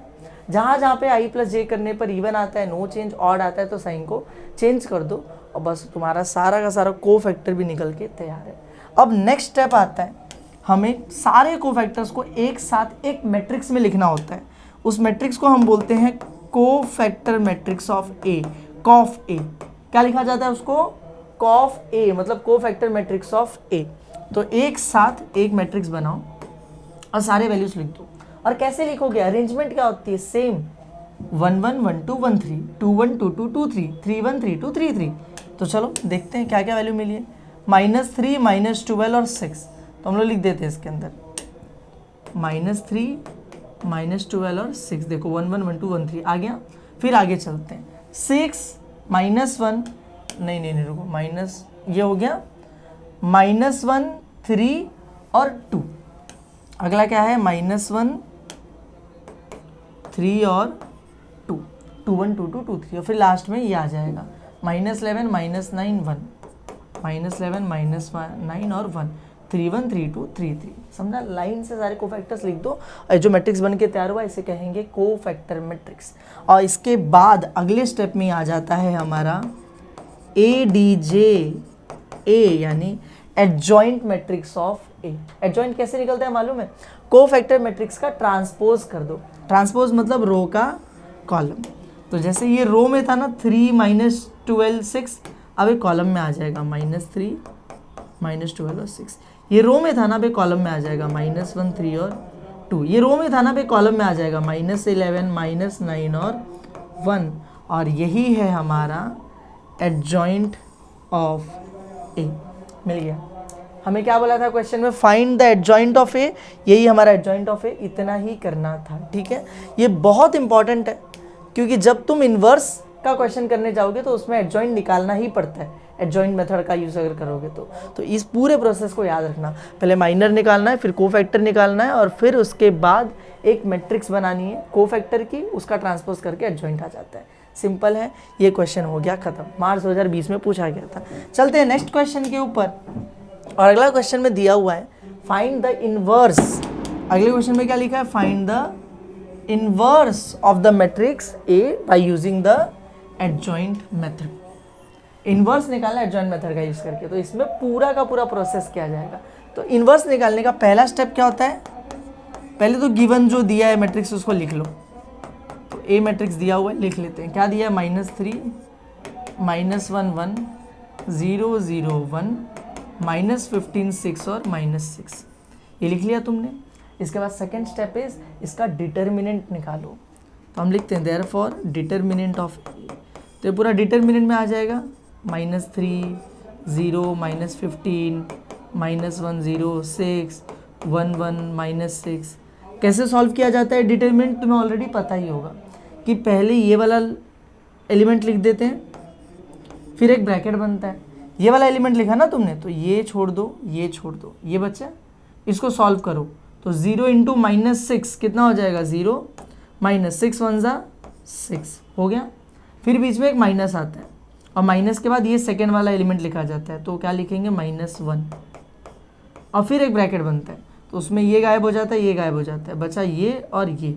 इसको सॉल्व करो। -6 इंटू 0 0, फिर -15 1 ज़ा कितना हो जाएगा? -15। देखो ना, 1 इंटू -15 -15 आएगा। ऑलरेडी एक माइनस है तो क्या हो गया? +15। फिर प्लस आता है, थर्ड वाला एलिमेंट लिखा जाता है, फिर एक ब्रैकेट बनता है। तो ये छोड़ दो, ये छोड़ दो, बचा ये इतना। तो 0 इंटू 6 0, 0 इंटू 15 0, तो 0 -0। मुझे पता है तुम्हें ऑलरेडी सॉल्व करने आता होगा, फिर भी मैंने तुम्हें बता दिया कि कैसे सॉल्व किया जाता है। अब इसको देखो, फाइनल आंसर कितना आ रहा है? -3। 0 -6 कितना हो जाएगा? -6। माइनस माइनस कितना हो जाएगा? +1। 0 + 15 कितना हो जाएगा? 15 +1, और 0 - 0 कितना हो जाएगा? 0। तो देखो 3 6 = 18, माइनस माइनस प्लस 18 हो गया। 1 15 सा कितना हो गया? 15। 1 0 सा कितना हो गया? 0। इन दोनों को ऐड करो, कितना हो जाएगा? 33। और 0 का तो कोई सेंस ही नहीं बनता है। तो मॉड ऑफ ए कितना आ गया? 0। अगर मॉड ऑफ ए हमारा मॉड ऑफ ए कितना आ गया? 33। अगर हमारा मॉड ऑफ ए 0 आ जाए तो क्वेश्चन वहीं पे खत्म हो जाएगा, क्योंकि अगर मॉड ऑफ ए की वैल्यू 0 आती है, डिटरमिनेंट ए की वैल्यू 0 आती है, तो इन्वर्स निकाला ही नहीं जा सकता, और ऐसा कभी होता नहीं है। हम यहाँ पर लिखते हैं इसके बाद में, therefore mod of A is not equals to 0, therefore A inverse exist. हम लोग ए इनवर्स निकाल सकते हैं, एग्जिस्ट करता है ए इनवर्स, निकाला जा सकता है। क्यों? क्योंकि मॉड ऑफ ए की वैल्यू 0 नहीं आई है। ठीक है, 0 आ जाएगा तो क्या लिखेंगे? A inverse does not exist, और क्वेश्चन वहीं पे खत्म हो जाएगा। पर ऐसा कभी भी होता नहीं है, कुछ ना कुछ नंबर ही यहाँ पर आता है। तो ये स्टेप याद रखना कि ऐसा लिखना है। इसके बाद क्या करोगे मालूम है? एडजॉइंट निकालोगे, और एडजॉइंट निकालने का प्रोसेस क्या है? Minor, cofactor, cof of A, adjoint of A. तो क्योंकि मैंने ऑलरेडी तुम्हें प्रोसेस बहुत डिटेल में बताया, अभी फिर से उतना टाइम लगा के सॉल्व करना नहीं है हमें, तो हम लोग क्या करेंगे, मैंने ऑलरेडी यहाँ पर लिख दिया है, ये देखो फटाफट पॉज करो स्क्रीन को और अच्छे से देख लो। मैंने सारे माइनस निकाल दिए हैं इस वाले मैट्रिक्स के लिए। एक बार माइनर निकल गया, कोफैक्टर भी सब निकाल दिया इस वाले मैट्रिक्स के लिए, फिर कोफैक्टर मैट्रिक्स भी बना दिया और एडजॉइंट मैट्रिक्स भी मैंने बना दिया। ये प्रोसेस सेम रहने वाला है, तो जैसे पिछली बार किए थे। तो इसका एडजॉइंट आ गया, एक बार एडजॉइंट आ गया तो अगला स्टेप आता है हमें ए इनवर्स निकालना था ना, तो now A inverse is equals to formula है 1 upon mod of A into adjoint of ए।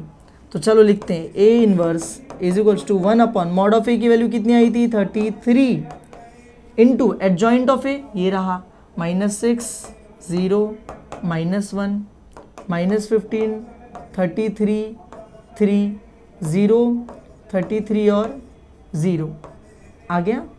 अब हम लोग क्या कर सकते हैं पता है, या तो तुम इसको इधर ही छोड़ दो, क्वेश्चन खत्म हो जाएगा, मतलब आंसर आ गया, यही तुम्हारा आंसर है फाइनल। या तो एक और काम कर सकते हो कि जो 1/33 बाहर है ना, इसको अंदर भेज दो, ये एक स्टेप भी किया जा सकता है। तो A inverse is equals to 1/33 बाहर है, अंदर जाएगा तो सबसे मल्टीप्लाई होगा, तो सबके अपॉन में 33 आ जाएगा। तो -6 के अपॉन में कितना आ गया 33, 0 के अपॉन में कितना आ गया 33, -1 के अपॉन में कितना आ गया 33, -15 अपॉन में कितना आ गया 33, 33 के अपॉन में कितना आ गया 33, 3 के अपॉन में कितना आ गया 33, 0 के अपॉन में कितना आ गया 33, 33 के अपॉन में 33 और 0 के अपॉन में 33, सबके अपॉन में 33 चला जाएगा। फिर इसको हम लोग सॉल्व कर देंगे तो क्या हो जाएगा, हमें मिलेगा A inverse is equals to, इसमें कुछ कैंसिल आउट होने वाला है नहीं होने वाला, तो एज इट इज होने वाला है, दोनों 3 से कैंसिल आउट हो सकते हैं, 3 2 ज़ा 6, 3 11 ज़ा 33, तो यहाँ पर आ जाएगा -2 अपॉन में 11। यहाँ पर 0 के साथ कुछ भी जाएगा तो 0 ही आएगा, यहाँ पे कुछ नहीं कैंसिल होने वाला है, तो as it is copy paste कर दो। यहाँ पर दोनों 3 के टेबल में है ना, तो देखो 3 5 ज़ा 15 होता है, 3 11 ज़ा 33 होता है, तो -5 अपॉन 11। ये देखो दोनों कैंसिल आउट होके 1 आ जाएगा क्योंकि सेम ही है दोनों। यहाँ पर 3 1 ज़ा 3, 3 11 ज़ा 33, तो 1/33। यहाँ पर क्या हो जाएगा, 0 के साथ कुछ भी गया 0, दोनों सेम ही है तो 1 आ जाएगा, यहाँ पे 0 के साथ कुछ भी गया तो 0, और ये हो जाएगा हमारा फाइनल आंसर। ठीक है, ऑलवेज रिमेंबर, अगर तुम चाहो तो यहाँ पर ही छोड़ दो और तुम्हें फुल मार्क्स मिल जाएगा, कोई तुम्हारा आधा मार्क्स भी नहीं काटेगा अगर तुम यहाँ पर छोड़ोगे, क्योंकि ये भी करेक्ट आंसर है। तुम चाहते हो उसको अंदर भेजना, सिंप्लीफाई करना तो करो, यहाँ पे भी तुम्हें फुल मार्क्स मिलेंगे। सिंपल था, आसान था। चलते हैं अगले क्वेश्चन की तरफ, और नेक्स्ट क्वेश्चन इज अगेन वही दे दिया, देखो find the inverse of the matrix, ये हमें मैट्रिक्स दिया है और बाय कौन सा मेथड, एडजॉइंट मेथड। तो चलो फटाफट सॉल्व करते हैं। पहले नाम दे देते हैं मैट्रिक्स का, क्या नाम दे दिया है, ए, क्या दिया हुआ है 3 -1 2 और -1। जो मैंने स्टेप्स बताया अभी भी वही करना है। क्या क्या स्टेप था, पहले डिटर्मिनेंट निकालो, तो therefore determinant of A 3 2 -1 -1, solve करो इसको। 3 1 ज़ा 3 माइनस है ना, तो -3 आएगा, बीच में माइनस, 2 1 ज़ा 2 माइनस है ना, तो क्या आ जाएगा -2, -3 माइनस माइनस कितना हो जाएगा +2, -3 + 2 कितना हो जाएगा -1। ये लो मॉड ऑफ ए की वैल्यू आ गई। एक बार ये निकल जाए तो क्या लिखना होता है कि देयरफॉर मॉड ऑफ ए की value is not equals to 0, therefore A inverse exist. ये हमें लिखना पड़ता है क्योंकि 0 आएगा तो आंसर नहीं निकलेगा, तो हम बताते हैं कि भाई 0 नहीं आया, आंसर निकल सकता है। फिर क्या निकालेंगे, एडजॉइंट, और एडजॉइंट निकालने का प्रोसेस तुम्हें पता है, माइनर, कोफैक्टर। तो चलो माइनर निकाल लेते फटाफट। ये छोटा था इसलिए मैंने ऑलरेडी निकाल के नहीं रखा है। M11 M12 M21 और M22, सिर्फ 4 ही निकलेंगे, 1 1 1 2 2 1 2 2, क्योंकि 4 ही एलिमेंट्स हैं अंदर। तो चलो देखते हैं कैसे निकल रहा है माइनर। पहले M11 निकालना है, तो देखो ये रहा 1 1, मतलब इसके लिए निकालना है, तो ये छोड़ दिया, ये छोड़ दिया, अरे एक ही नंबर बचा -1, मतलब कुछ सॉल्व करना ही नहीं है, एज इट इज़ लिख देना है। कितना आ गया -1। M12 निकालोगे तो 1 2 कौन सा है, ये रहा, तो ये गायब, बचा क्या 2, एक ही नंबर बच ही रहा है तो 2 आ जाएगा। ठीक है, M21 निकालोगे तो ये रहा 2 1, तो ये छोड़ दो, क्या बचा -1, आंसर कितना आ जाएगा -1, सिंपल है। जब M22 निकालोगे मतलब ये, तो ये छोड़ दोगे, बचा क्या 3, तो आंसर भी कितना आ जाएगा 3, सिंपल है। M22 कितना आ जाएगा 3, आसान है। फिर कोफैक्टर निकालो बाजू में, A11 1 + 1 2, इवन नंबर मतलब no change, A12 1 + 2 3, odd number मतलब साइन क्या हो गया चेंज, A21 2 + 1 3 ऑड नंबर मतलब sign change, A22 2 + 2 4 even number मतलब नो चेंज, ठीक है। कोफैक्टर भी निकल गया। अब कोफैक्टर मैट्रिक्स बना दो, तो देयरफॉर कॉफ A ऐसे लिखेंगे ना 1 1 1 2 2 1 2 2, तो -1 -2 -2 1 सॉरी 1 और 3, ठीक है, हो गया। अब क्या निकालेंगे, एडजॉइंट ऑफ ए। कैसे निकलता है, ट्रांसपोज कर दो, तो ये रो बन गया कॉलम, ये रो बन गया कॉलम, लो ये भी हो गया। और उसके बाद फाइनल इन्वर्स का फॉर्मूला, तो नाउ हमें पता है कि ए इन्वर्स का फॉर्मूला है mod of 1/mod of A into adjoint of A. तो चलो A inverse is equals to 1/mod of A की वैल्यू कितनी आई थी, -1। एडजॉइंट क्या आ गया, ये रहा -1 1 -2 और 3, हो गया, आसान है। अब मैं क्या कर सकता हूँ, जो 1/-1 है इसको अंदर भेज सकता हूँ।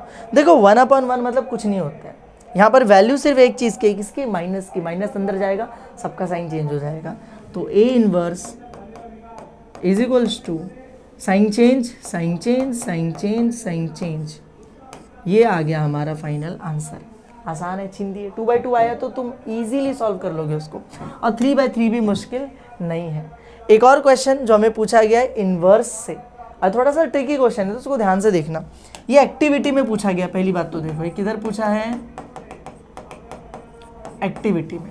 अब एक्टिविटी में क्या होता है, एक ब्लैंक सॉल्व करने के तुम्हें 1 मार्क्स मिलते हैं, टोटल 4 मार्क्स का एक्टिविटी होता है। तो यहाँ पे ब्लैंक कहाँ कहाँ पर है, देखो यहाँ पर, यहाँ पर, यहाँ पर और यहाँ पर, 1 2 3 4 ब्लैंक दिए और तुम्हें 4 मार्क्स मिलेगा, सब पे 1 मार्क्स। तो देखते हैं किधर पहला ब्लैंक दिया। पहला ब्लैंक दिया यहाँ पर a इंटू बी, मतलब कि a और b को मल्टीप्लाई करना है। अच्छा a और b को मल्टीप्लाई कैसे करेंगे, देखो ना, ये देखो a मैट्रिक्स दिया है यहाँ पर, b मैट्रिक्स दिया है यहाँ पर, यहाँ पे उसने किया भी a इंटू बी, मतलब a इंटू बी कर रहा है, लिखा है पर सॉल्व नहीं किया है। सॉल्व हमें करना है, आंसर हमें लिखना है। तो चलो करते हैं फटाफट। 4 3 2 -1 2 0, ये a है, 1 2 -1 0 1 -2, ये b है। तो कैसे मल्टीप्लाई करोगे बताओ, ये बाद में लिखते हैं, ठीक है, कैसे आंसर आएगा वो बाद में लिखते हैं। रो बाय कॉलम, तो ये रो कॉलम, 4 1 ज़ा 4 3 1 2 -1 -3 2 1 ज़ा 2, ख़त्म हो गया। फिर ये रो कॉलम, 4 2 ज़ा 8 3 इंटू 0 0 2 इंटू -2 -4, ख़त्म। उसके बाद ये रो के लिए कोई कॉलम बचा ही नहीं है। अब अगला रो अगला कॉलम, तो -1 1 ज़ा -1 2 इंटू -1 -2 0 इंटू 1 0। फिर ये रो ये कॉलम, तो 1 इंटू -2 2 इंटू 0 0 और फिर 0 इंटू -2 0। लो हो गया, सॉल्व करते हैं इसको।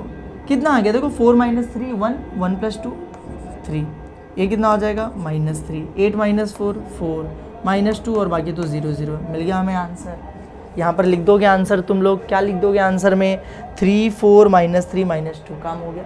लिखेंगे कैसे, अच्छा एग्जाम में लिखेंगे कैसे वो भी बता रहा हूँ मैं, लाइन से ऐसे लिखना, तो पहले ये लिखना फिर ये लिखना फिर ये लिखना, और यहाँ पर अगर तुम चाहो तो पूरा सॉल्व करके आंसर लिखो और उस पर वो बॉक्स बना दो, ऐसे ऐसे बॉक्स बना दो चाहो तो, ठीक है। नहीं तो चाहो तो डायरेक्टली इसके बाद कहीं रफ में सॉल्व करो और यहाँ पे डायरेक्टली क्या लिख दो, आंसर लिख दो। लेकिन तुम्हें लिखना पूरा है, एग्जाम के अंदर है ना, पूरा लिखना है तुम्हें, ठीक है। तो ये आंसर मिल गया, इसका 1 मार्क्स हमें मिल गया, ठीक है। अगला क्या दिया है, डिटर्मिनेंट ऑफ ए बी। अरे ये मिल गया तो इसका डिटर्मिनेंट कितनी आसानी से मिल जाएगा, ये ए बी है, डिटर्मिनेंट कर दो चलो। तो 3 -3 4 और -2, पहले कौन मल्टीप्लाई होगा, ये दोनों, 3 2 ज़ा 6 माइनस है इसलिए -6 आ जाएगा, बीच में माइनस रहता ही है। 3 4 ज़ा 12 माइनस है तो क्या आ जाएगा -12, तो -6 माइनस प्लस 12, आंसर कितना आ जाएगा 6। ये लो, इसका भी 1 मार्क्स मिल गया, सिंपल है, ठीक है। अगला क्या दिया है हमें, एडजॉइंट ऑफ ए बताना। अरे एडजॉइंट निकालने के लिए तो माइनर कोफैक्टर सब निकालना पड़ता है, लेकिन अगर मैं यहाँ पर देखूँ तो देखो माइनर ऑलरेडी निकाला हुआ है, कोफैक्टर भी ऑलरेडी निकाला हुआ है, और कॉफ ऑफ ए जो कोफैक्टर मैट्रिक्स आता है ना वो भी ऑलरेडी दी है। तो हमें एडजॉइंट कैसे मिलेगा? को फैक्टर का ट्रांसपोज करके। तो देखो को फैक्टर में क्या दिया, -2 3, यहाँ पे लिखता हूँ मैं, नीचे लिखता हूँ, यहाँ पे देखो को फैक्टर में क्या दिया हुआ है, -2 3 -4 और 3। तो एडजॉइंट कैसे निकलेगा? इसका ट्रांसपोज कर दो, रो का कॉलम बना दिया, रो का कॉलम बना दिया, ये मिल गया हमारा एडजॉइंट मैट्रिक्स। मतलब इसका भी 1 मार्क्स हमें मिल गया। एकदम फाइनल स्टेप आता है, हमें क्या निकालना है, ए का इन्वर्स निकालना है। अब ए इन्वर्स निकालने के लिए ये वाला फॉर्मूला लगता है 1/mod of A into adjoint of A. और ये सारे हमें ऑलरेडी पता है, 1/, यहाँ पे देखो यहाँ पे गलत लिखा है, प्रिंटिंग मिस्टेक है, ये सब कुछ ए नहीं है, ये ए बी है, ए बी इन्वर्स है, यहाँ पर भी ए बी है, यहाँ पर भी ए बी है, प्रिंटिंग मिस्टेक है बस, ठीक है। तो 1/mod ऑफ ए बी की वैल्यू किधर है, ये रही, कितनी आई थी 6। तो देखो ना A inverse 1/mod of A B कितना है 6 है, into adjoint of A B. Adjoint of A B हमने अभी यहाँ पे निकाला एडजॉइंट, -2 -4 3 3, -2 -4 3 3, ये आ गया हमारा ए बी इन्वर्स। ये क्या आ गया हमारा ए बी इन्वर्स। काम खत्म, इजी था, ये लियो, मिल गया तुम्हें इसका भी 1 मार्क्स। समझा तुम लोगों को? सिर्फ तुम्हें उन ब्लैंक्स को सॉल्व करना और तुम्हारा काम हो जाएगा। थोड़ा खिचड़ी बना दिया मैंने, पर आई होप तुम्हें समझ में आ गया होगा, ठीक है। चलते हैं अगले क्वेश्चन के ऊपर। And next question is find the inverse of a matrix bye adjoint method. देखो यार वही इनवर्स निकालना है, मैट्रिक्स दिया, एडजॉइंट मेथड से निकालना है, तो वापस से इसमें टाइम वेस्ट करके मतलब नहीं है, मैंने तुम्हें ऑलरेडी सॉल्व करके दे दिया है। चाहिए तो यहाँ पर वीडियो को पॉज करो और देखो कैसे सॉल्व किया है। मैट्रिक्स लिखा, उसका डिटर्मिनेंट निकाला, वैल्यू आ गई 40, not equals to 0, A inverse x, simple है। फिर सबका माइनर और कोफैक्टर निकाल लिए, पॉज करो, कैलकुलेट करके देख लो खुद ही सही है कि गलत है। फिर कॉफ ए निकाला, एडजॉइंट ए निकाला, काम खत्म हो गया। फिर ए इनवर्स का फॉर्मूला लगा के वैल्यूज में पुट कर दी, ए इनवर्स मिल गया, इजी था। चलते हैं हमारे नेक्स्ट क्वेश्चन के ऊपर एंड डन, वो वाला टॉपिक खत्म हो गया। नेक्स्ट टॉपिक स्टार्ट होता है हमारा, which is solution solving simultaneous equation, मतलब सॉल्यूशन ऑफ इक्वेशंस निकालना। इक्वेशंस दिए रहते हैं, उसमें से x, y, z की वैल्यूज हमें क्या करनी है, निकालनी है, लेकिन मैट्रिसेस यूज करके, मैट्रिक्स का यूज करके। ये भी बहुत कॉमनली आस्क्ड क्वेश्चन है एग्जाम के अंदर। तो पहला क्वेश्चन देखोगे, देखो लिखा है, मार्च 2023 में पूछा गया था। सॉल्व करते हैं इसको। बोला है सॉल्व करो बाय रिडक्शन मेथड, ठीक है। इसमें भी 2 मेथड्स होते हैं सॉल्व करने के, एक इन्वर्जन मेथड होता है, एक रिडक्शन मेथड होता है। एग्जाम में दोनों ही पूछा जाता है। तो पहले हमें रिडक्शन का क्वेश्चन पूछा था मार्च 2023 में, सॉल्व करते हैं इसको। कैसे सॉल्व करोगे, लिखोगे गिवन इक्वेशंस, सारे इक्वेशंस लिख लो, x + 2y + z = 8, 2x + 3y - z = 11 और 3x - y - 2z = 5। उसके बाद एक बार तुम्हारा काम हो जाए इक्वेशन लिख के, तो लिखो इन मैट्रिक्स फॉर्म। कौन से फॉर्म में डालोगे, मैट्रिक्स फॉर्म। कैसे बनता है ध्यान से देखो, एक मैट्रिक्स बनेगी बड़ी सी 3/3 की, इसमें वैल्यूज कौन से आएंगी मालूम है, जितने भी x, y और z है उनके कोएफिशिएंट यानी उनके बाजू वाला नंबर। यहाँ पे x के बाजू में कुछ नहीं यानी 1 है, 1 आ गया। x के बाजू में क्या है, 2 है। x के बाजू में क्या है, 3 है। y के बाजू में क्या है, 2। y के बाजू में क्या है, 3।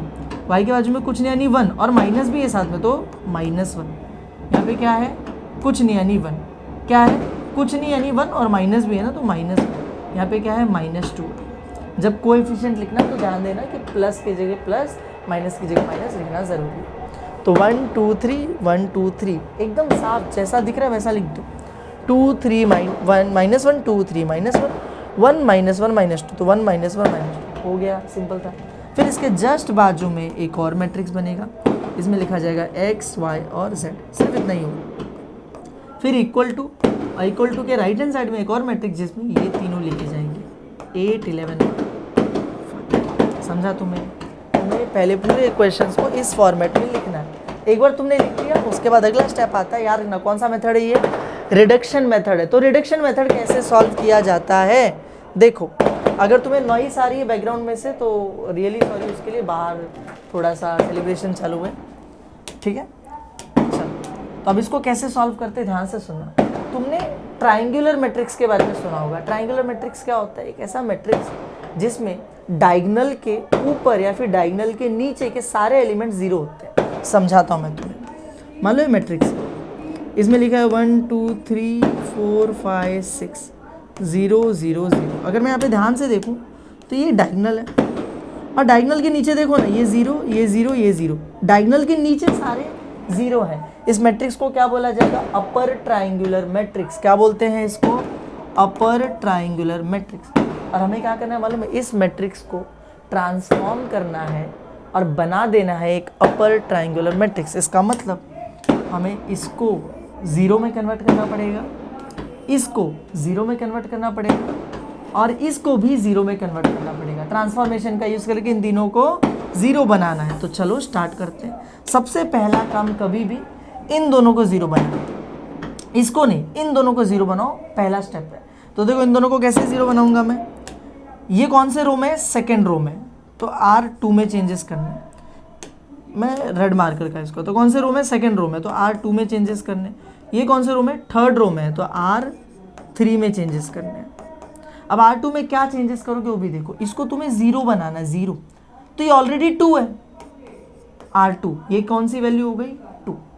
अगर इसको जीरो बनाना है तो माइनस करना पड़ेगा कितना? 2, 2 - 2 तो जीरो होगा ना। तो मैं इसमें से माइनस कर दूं अगर R1 को, किसको माइनस कर दूं? R1। कभी भी माइनस में उसी को लिखना जिसको तुम नहीं चेंज कर रहे हो। तो ये भी चेंज हो रहा है, ये भी चेंज हो रहा है, तो मैं किसको लिखूंगा? इसको, R2 माइनस R1। लेकिन क्या ये जीरो बना? नहीं बना ना। 2 - 1 तो 1 होता है, जीरो बनाना है। तो एक काम करता हूँ, ये 1 है ना, इसको 2 से मल्टीप्लाई कर देता हूँ, हो गया। ये 2 × R1, तो 2 × 1 = 2, अब 2 - 2 कितना हो जाएगा? 0। हो गया हमारा काम। ऐसे R3 में करना है। ये 3 है, माइनस R1 करूंगा, लेकिन 3 - 1 थोड़ी जीरो होता है, तो इसको 3 से मल्टीप्लाई कर दो। 3 माइनस ये 1 3 = 3, 3 - 3 0, खत्म। ईजी था। ट्रांसफॉर्मेशन ऑलरेडी तुमने सीख रखा होगा, मैं सिर्फ पेपर के क्वेश्चन सॉल्व करवा रहा हूँ, फिर भी मैं समझा दे रहा हूँ कैसे करना है, ठीक है। चलो अब अप्लाई करते हैं उसको फटाफट। R2 R3 में चेंजेस है, R1 कॉपी पेस्ट कर दो। जिसमें चेंजेस होते हैं उसको छोड़ के बाकी सबको कॉपी पेस्ट कर देने का। R2 R3 छोड़ के मैंने सब कॉपी पेस्ट कर दिया। अब R2 में क्या चेंज है? R2 - 2 R1, 2 - 2 1 = 0, 2 - 2 1 = 2, यानी 2 - 2 0, 3 - 2 2 = 4, 3 - 2 2 = 4, यानी -1। फिर यहाँ पे -1 - 2 1 = कितना हो जाएगा? 2, तो -1 - 2 कितना आ जाएगा? -3। यहाँ पे आ गया -3, सिंपल। ऐसे अब R3 में क्या है? R3 - 3 R1, तो 3 - 3 1 = 3, 0।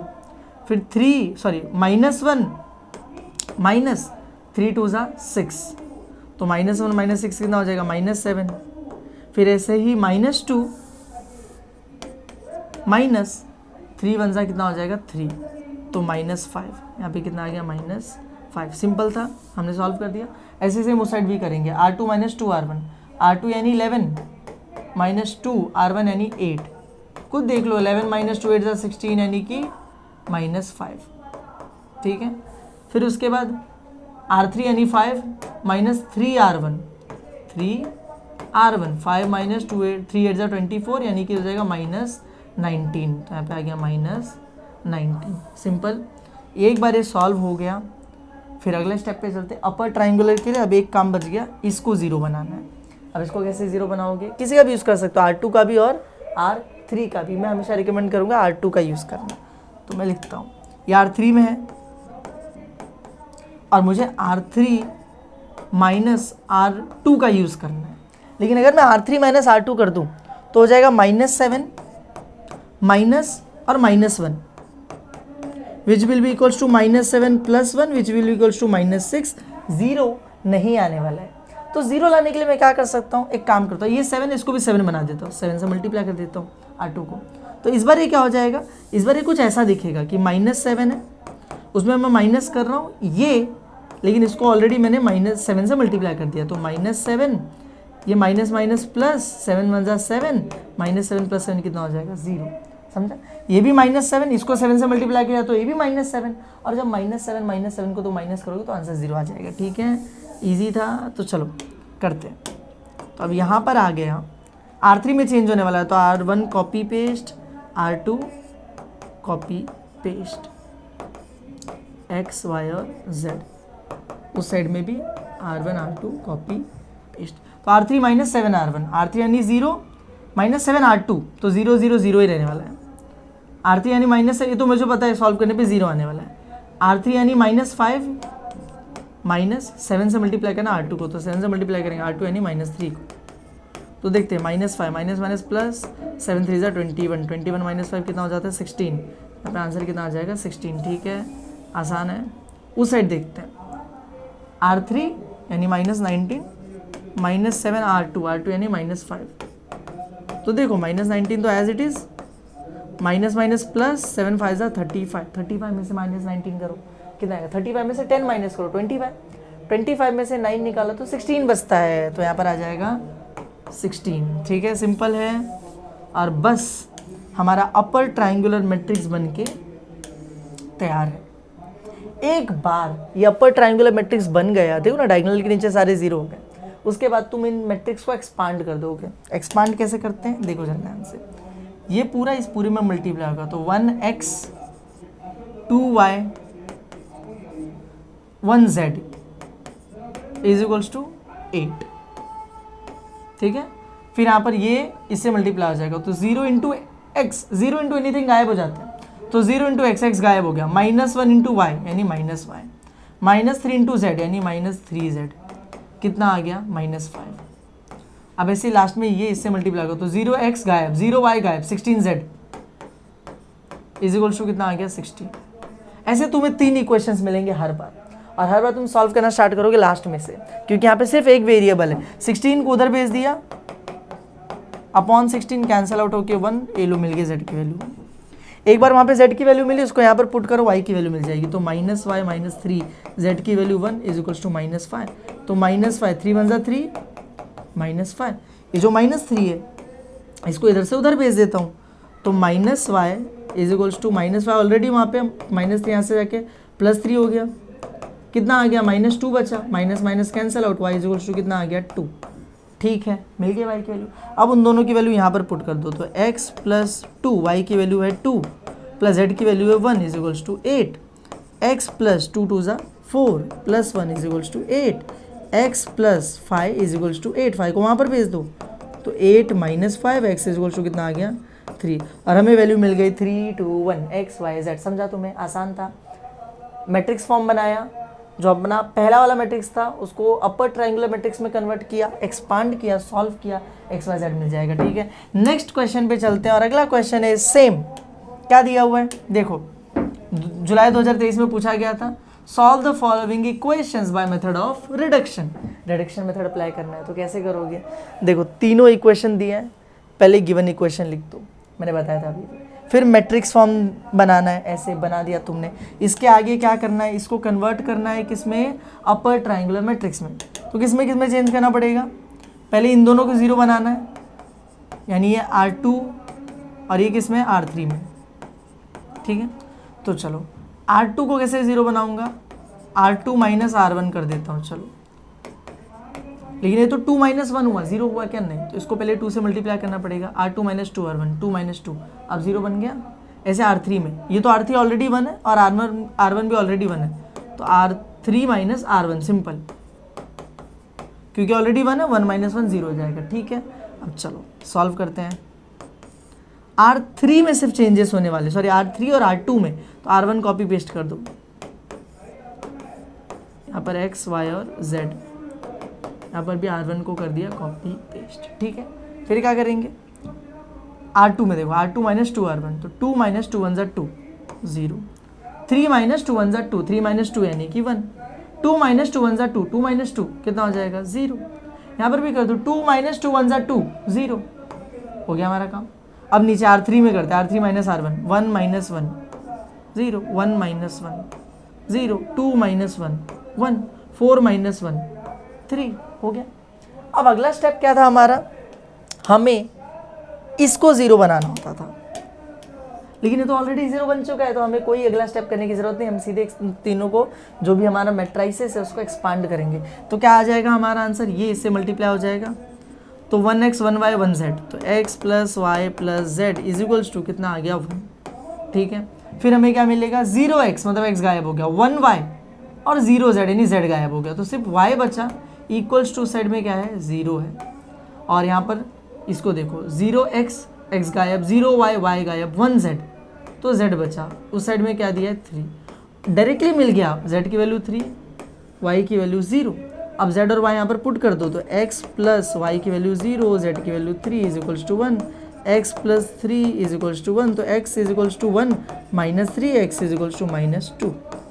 लो आंसर मिल गया हमें, आसान है, तीनों की वैल्यू मिल गई। ऐसे ही सॉल्व करना है बस। इतने इजी क्वेश्चंस एग्जाम में पूछे जाते हैं और तुम नहीं सॉल्व कर पाते हो। अगला क्वेश्चन हमें दिया है कि solve the following equations, solve करना इक्वेशंस को, लेकिन by method of inversion, reduction method नहीं, इन्वर्जन मेथड। इन्वर्जन मेथड अलग तरीके से होता है, तो मैं तुम्हें बताता हूँ कैसे सॉल्व करना है। पहले तो स्टार्टिंग का स्टेप सेम होगा, पहले गिवन इक्वेशंस लिखना है, तो मैंने सारे इक्वेशंस उठाए यहाँ पे लिख लिए। फिर उसको मैट्रिक्स फॉर्म में डालना है, तो मैंने मैट्रिक्स फॉर्म में यहाँ पर उसको डाल दिया। अब हम लोग क्या करेंगे मालूम है, इन्वर्जन मेथड में हम लोग ये जो पहला वाला मैट्रिक्स है बड़ा वाला, इसको मान लेते हैं a। ये जो एक्स वाई जेड का मैट्रिक्स है इसको मान लेते हैं x, और उस साइड में जो राइट हैंड साइड में उसको क्या मान लेते हैं b। तो इक्वेशन बन जाता है ax इक्वल्स टू b। और फिर हम इसमें लिखते हैं pre multiplying by a inverse. Pre multiply करना मतलब क्या होता है, स्टार्टिंग में कोई चीज आगे आके मल्टीप्लाई होगी। तो ये a और x है, इसके स्टार्टिंग में आगे आके क्या मल्टीप्लाई हो जाएगा, a इनवर्स। a इनवर्स से मल्टीप्लाई किया ना, ये b है, b के स्टार्टिंग में क्या मल्टीप्लाई हो जाएगा, a इनवर्स, यार है ना, स्टार्टिंग में मल्टीप्लाई होगा। अब मैं क्या बोल रहा हूँ, यहाँ पर देखो दो चीज़ें दिख रही है, a इनवर्स इंटू a। जब भी कोई मैट्रिक्स अपने ही इनवर्स से मल्टीप्लाई होता है तो बन जाता है i। तो a इनवर्स इंटू a क्या बन जाएगा, i, x equal to a inverse into b। अब i यानी कि ऑलमोस्ट 1 के बराबर होता है। i किसके बराबर होता है, 1 के। और 1 इंटू एनीथिंग, 1 2 ज़ा 2, 1 3 ज़ा 3, 1 किसी के साथ जाता है तो गायब हो जाता है। वैसे i भी जब किसी के साथ मल्टीप्लाई होता है तो i गायब हो जाता है। तो i इंटू एक्स क्या बचा, सिर्फ x, और साइड क्या है, a इनवर्स इंटू b। किसी भी इन्वर्जन मेथड वाले क्वेश्चन के अंदर तुम्हें इक्वेशंस लिखने, मैट्रिक्स फॉर्म बनाना है, और फिर ये इतना पार्ट ना हर क्वेश्चन में सेम रहने वाला है। ये लिखा, इसको प्री मल्टीप्लाई किया, ये आया और ये आ गया। और यहाँ पे हमें मिला एक फॉर्मूला, क्या मिला, x की वैल्यू अगर हमें निकालनी है, x क्या है हमारा, देखो ये x y z, इसी को x माने थे ना, मतलब अगर हमें x y z निकालना है तो उसका फॉर्मूला मिल गया है, a इनवर्स इंटू b करना पड़ेगा। अब इसमें देखो दिक्कत क्या है मालूम है, कि b हमें ऑलरेडी पता होता है, लेकिन a इनवर्स हमें क्या करना पड़ेगा, फाइंड आउट करना पड़ेगा। और तो हम a इनवर्स कैसे निकालेंगे, हमें a मिला हुआ है क्या, हाँ, ये जो पहला वाला मैट्रिक्स है इसी को हमने क्या माना था, a। तो अब हम लोग इस क्वेश्चन को यहीं पे ऐसे छोड़ेंगे मतलब इसी को आगे कंटिन्यू करेंगे, और क्या फाइंड आउट करेंगे, a इनवर्स। तो मैं लिखता हूँ टू फाइंड a इनवर्स। अब a इनवर्स निकालेंगे, और निकालने का तरीका क्या है, कौन सा मेथड यूज करना चाहिए, एडजॉइंट या ट्रांसफॉर्मेशन, जो चाहिए वो करो, a इनवर्स निकालना है तुम्हें। तो मैं क्या बोल रहा हूँ, a इनवर्स कैसे निकालते हो तुमने ऑलरेडी देख लिया है, इसीलिए मैंने ऑलरेडी यहाँ पर a इनवर्स निकाल के रखा हुआ है। तो टू फाइंड a इनवर्स, तुम लोग a लिखोगे वहाँ से, फिर मॉड ऑफ a निकाला, वैल्यू आ गई 4 not equals to 0, a inverse exist. फिर क्या करोगे, सबके माइनरों को फैक्टर निकाल लोगे, ठीक है, पॉज करो देख लो, फिर एडजॉइंट निकल गया, और फिर फॉर्मूले में डाल के निकल गया a इनवर्स। ये तुम्हें पूरा वहाँ पे निकालना है, ठीक है, मैंने सिर्फ ऑलरेडी इसलिए लिख के रखा ताकि टाइम बचे, एक ही प्रोसेस बार बार करवा के मतलब नहीं है। और एक बार a इनवर्स आ गया, अब इसको देखो जरा, इसको कॉपी पेस्ट करते हैं, 1/4 सारे 2 है यहाँ पे, -2, देखो 0 2 2, चलो देख लेते हैं, धीरे धीरे कॉपी पेस्ट करते हैं, इतना याद कौन रखेगा। तो पूरा तुम यहाँ पे सॉल्व करोगे, और फाइनली तुम्हें मिल जाएगा a इनवर्स कितना, 1/4, यहाँ पे दिया है 0 2 2, ठीक है, फिर 2 - 2 0, 2 - 2 0, और फिर क्या है 2 0 - 2, तो 2 0 - 2, ये मिल गया हमें हमारा a इनवर्स। तुम्हें पूरा यहाँ पे सॉल्व करना है, ठीक है। और एक बार ये मिल गया, अब इस फॉर्मूले का यूज़ करेंगे। तो नाउ हम लोग लिखेंगे, now x is equals to, क्या फॉर्मूला आया था, a इनवर्स इंटू b। तो x is equals to, a इनवर्स की वैल्यू मिल गई, ये लोग कॉपी पेस्ट कर दो, 1/4, फिर 0 2 2, 2 - 2 0, 2 0 माइनस 2 इंटू बी, बी किधर है हमारा, ऊपर ही था। बी कौन सा होता है, जो राइट हैंड साइड में होता है, तो 1 2 3, बी में क्या मिला था हम लोगों को 1 2 3, तो अगर मैं बी में लिख देता हूँ 1 2 और 3। अब चलो इसको सॉल्व करते हैं। ये जो 1/4 दिख रहा है इसको एज इट इज़ रखना है, इसको कुछ भी करने की ज़रूरत नहीं है। ये मैट्रिक्स इस मैट्रिक्स के साथ क्या हो जाएगा, मल्टीप्लाई हो जाएगा। तो कैसे मल्टीप्लाई करेंगे, क्योंकि बीच में कुछ भी नहीं है ना, इसलिए मल्टीप्लिकेशन होगा। तो जैसे मल्टीप्लाई करते हो वैसे ही नॉर्मल करो, रो बाय कॉलम।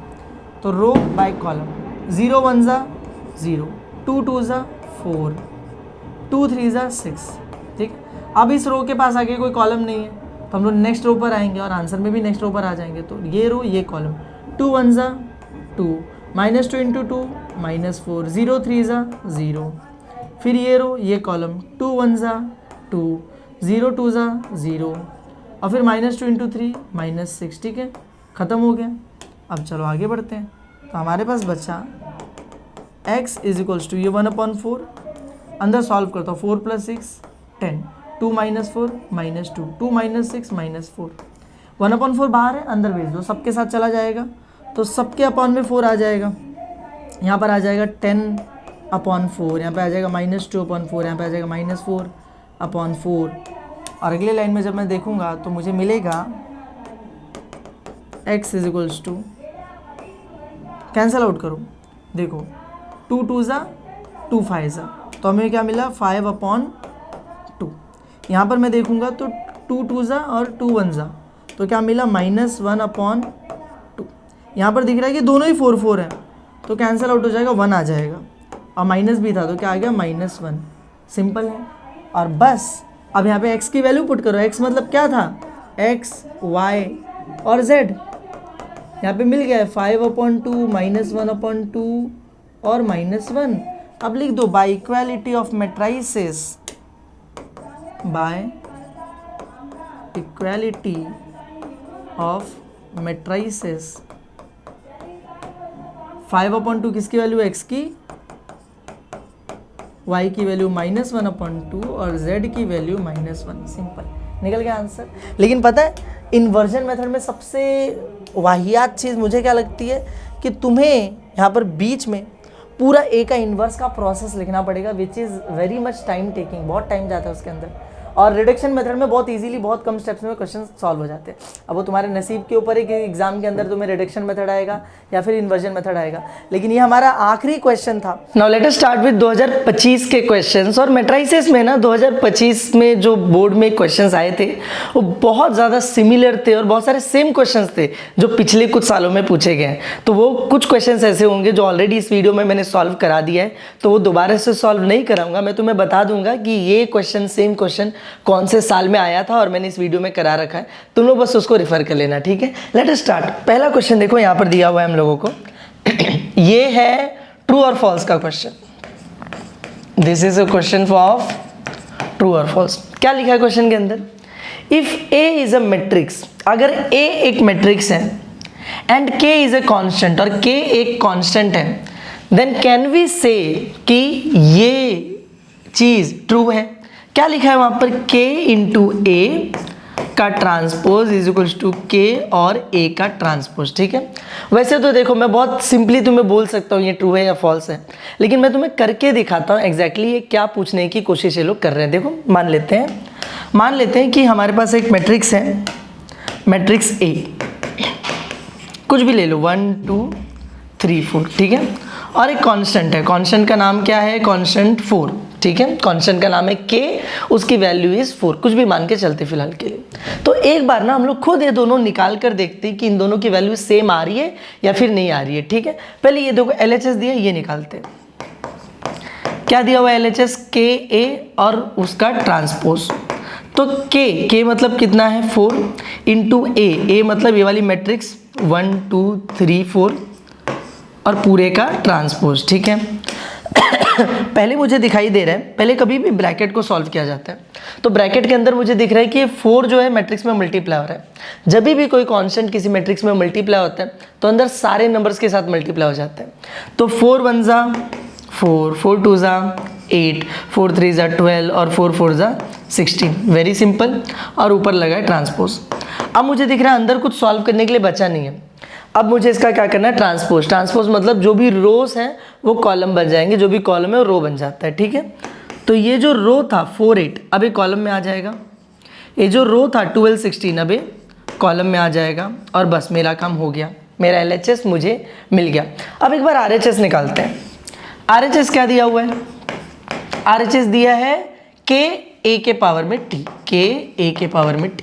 अब आप देखो k का वैल्यू कितना है 4, a क्या दिया हुआ है यही 1 2 3 4 1 2 3 4, लेकिन इस बार a के ऊपर क्या लगा है, ट्रांसपोज। अब यहाँ पे मुझे साफ दिखाई दे रहा है कि पहले इस मैट्रिक्स के ऊपर ट्रांसपोज लगा, तो पहले मुझे ट्रांसपोज करना पड़ेगा, बाद में 4 अंदर मल्टीप्लाई होगा, तो कर देते, कोई दिक्कत नहीं है। तो 4 एज इट इज रहेगा, इसका ट्रांसपोज करो तो ये जो रो है ये कॉलम बन जाएगा, ये जो रो है ये कॉलम बन जाएगा। अब 4 को अंदर मल्टीप्लाई करो, चलो 4 1 ज़ा 4, 4 3 ज़ा 12, 4 2 ज़ा 8, 4 4 ज़ा 16। एक बार इन दोनों के आंसर्स को कंपेयर करो, सेम दिख रहा है तुम लोगों को, 4 12 8 16, 4 12 8 16। इसका मतलब क्या होता है कि अगर कोई कांस्टेंट के ऊपर ट्रांसपोज लगा है, को मतलब कांस्टेंट और मैट्रिक्स दोनों एक साथ ब्रैकेट में ऊपर ट्रांसपोज लगा है, तो बहुत इजीली मैं कांस्टेंट को उस ट्रांसपोज वाले ब्रैकेट से बाहर लिख सकता हूं। ये जो गिवन स्टेटमेंट है इट इज ट्रू, तो मैं ऊपर जाऊंगा और लिख दूंगा कि दिस स्टेटमेंट इज ट्रू। तो क्या एग्जाम में अगर क्वेश्चन पूछता है तो तुम्हें इतना सॉल्व करने की जरूरत है नहीं, तुम्हें ये चीज़ सिर्फ याद रखनी है कि ये जो चीज़ यहाँ पर लिखी हुई थी this is a true statement, बस इतना याद रखना है तुम्हें, ठीक है। चलो आगे बढ़ते हैं, 1 मार्क्स का क्वेश्चन था ये। और यहाँ पर देखो, यहाँ पर फाइंड XYZ का क्वेश्चन दिया हुआ है। अब तुम्हें पता है एकदम सेम क्वेश्चन इसी वीडियो में मैंने पीछे सॉल्व कराया था। ये क्वेश्चन पूछा गया था मार्च 2022 में, ठीक है, लेकिन थोड़ा सा डिफरेंस है। मार्च 2022 में पूरा सेम क्वेश्चन है, बस यहाँ पर x-1 की जगह वहाँ पे x+1 दिया था, यहाँ पे y+1 की जगह वहाँ पे y-1 दिया था। एक माइनर सा डिफरेंस है, तो इसका जो आंसर आएगा, फाइनल आंसर थोड़ा सा अलग आएगा उससे अगर कंपेयर करोगे तो, लेकिन बाकी पूरा का पूरा क्वेश्चन सेम है, ठीक है। यहाँ पर मैंने सोल्यूशन दे दिया है, तुम सोल्यूशन देख लो, नहीं तो पीछे मैंने सॉल्व करा है वो देखोगे, खुद से सॉल्व कर लोगे, बहुत आसान क्वेश्चन है, ठीक है। आगे बढ़ते हैं, चलो।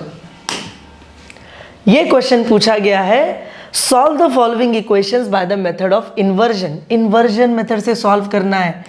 3 इक्वेशंस दिए, मैंने ऑलरेडी इसी वीडियो के अंदर इन्वर्जन मेथड सॉल्व कराया है, वापस से कराऊंगा, 15-20 मिनट का वीडियो एक्सटेंड हो जाएगा और सेंस नहीं बनता है बार बार एक ही मेथड करा के। बस यहाँ पे इक्वेशंस अलग है तो नंबर्स बदल जाएंगे, सॉल्व वैसे ही करना है जैसे इन्वर्जन मेथड किया जाता है।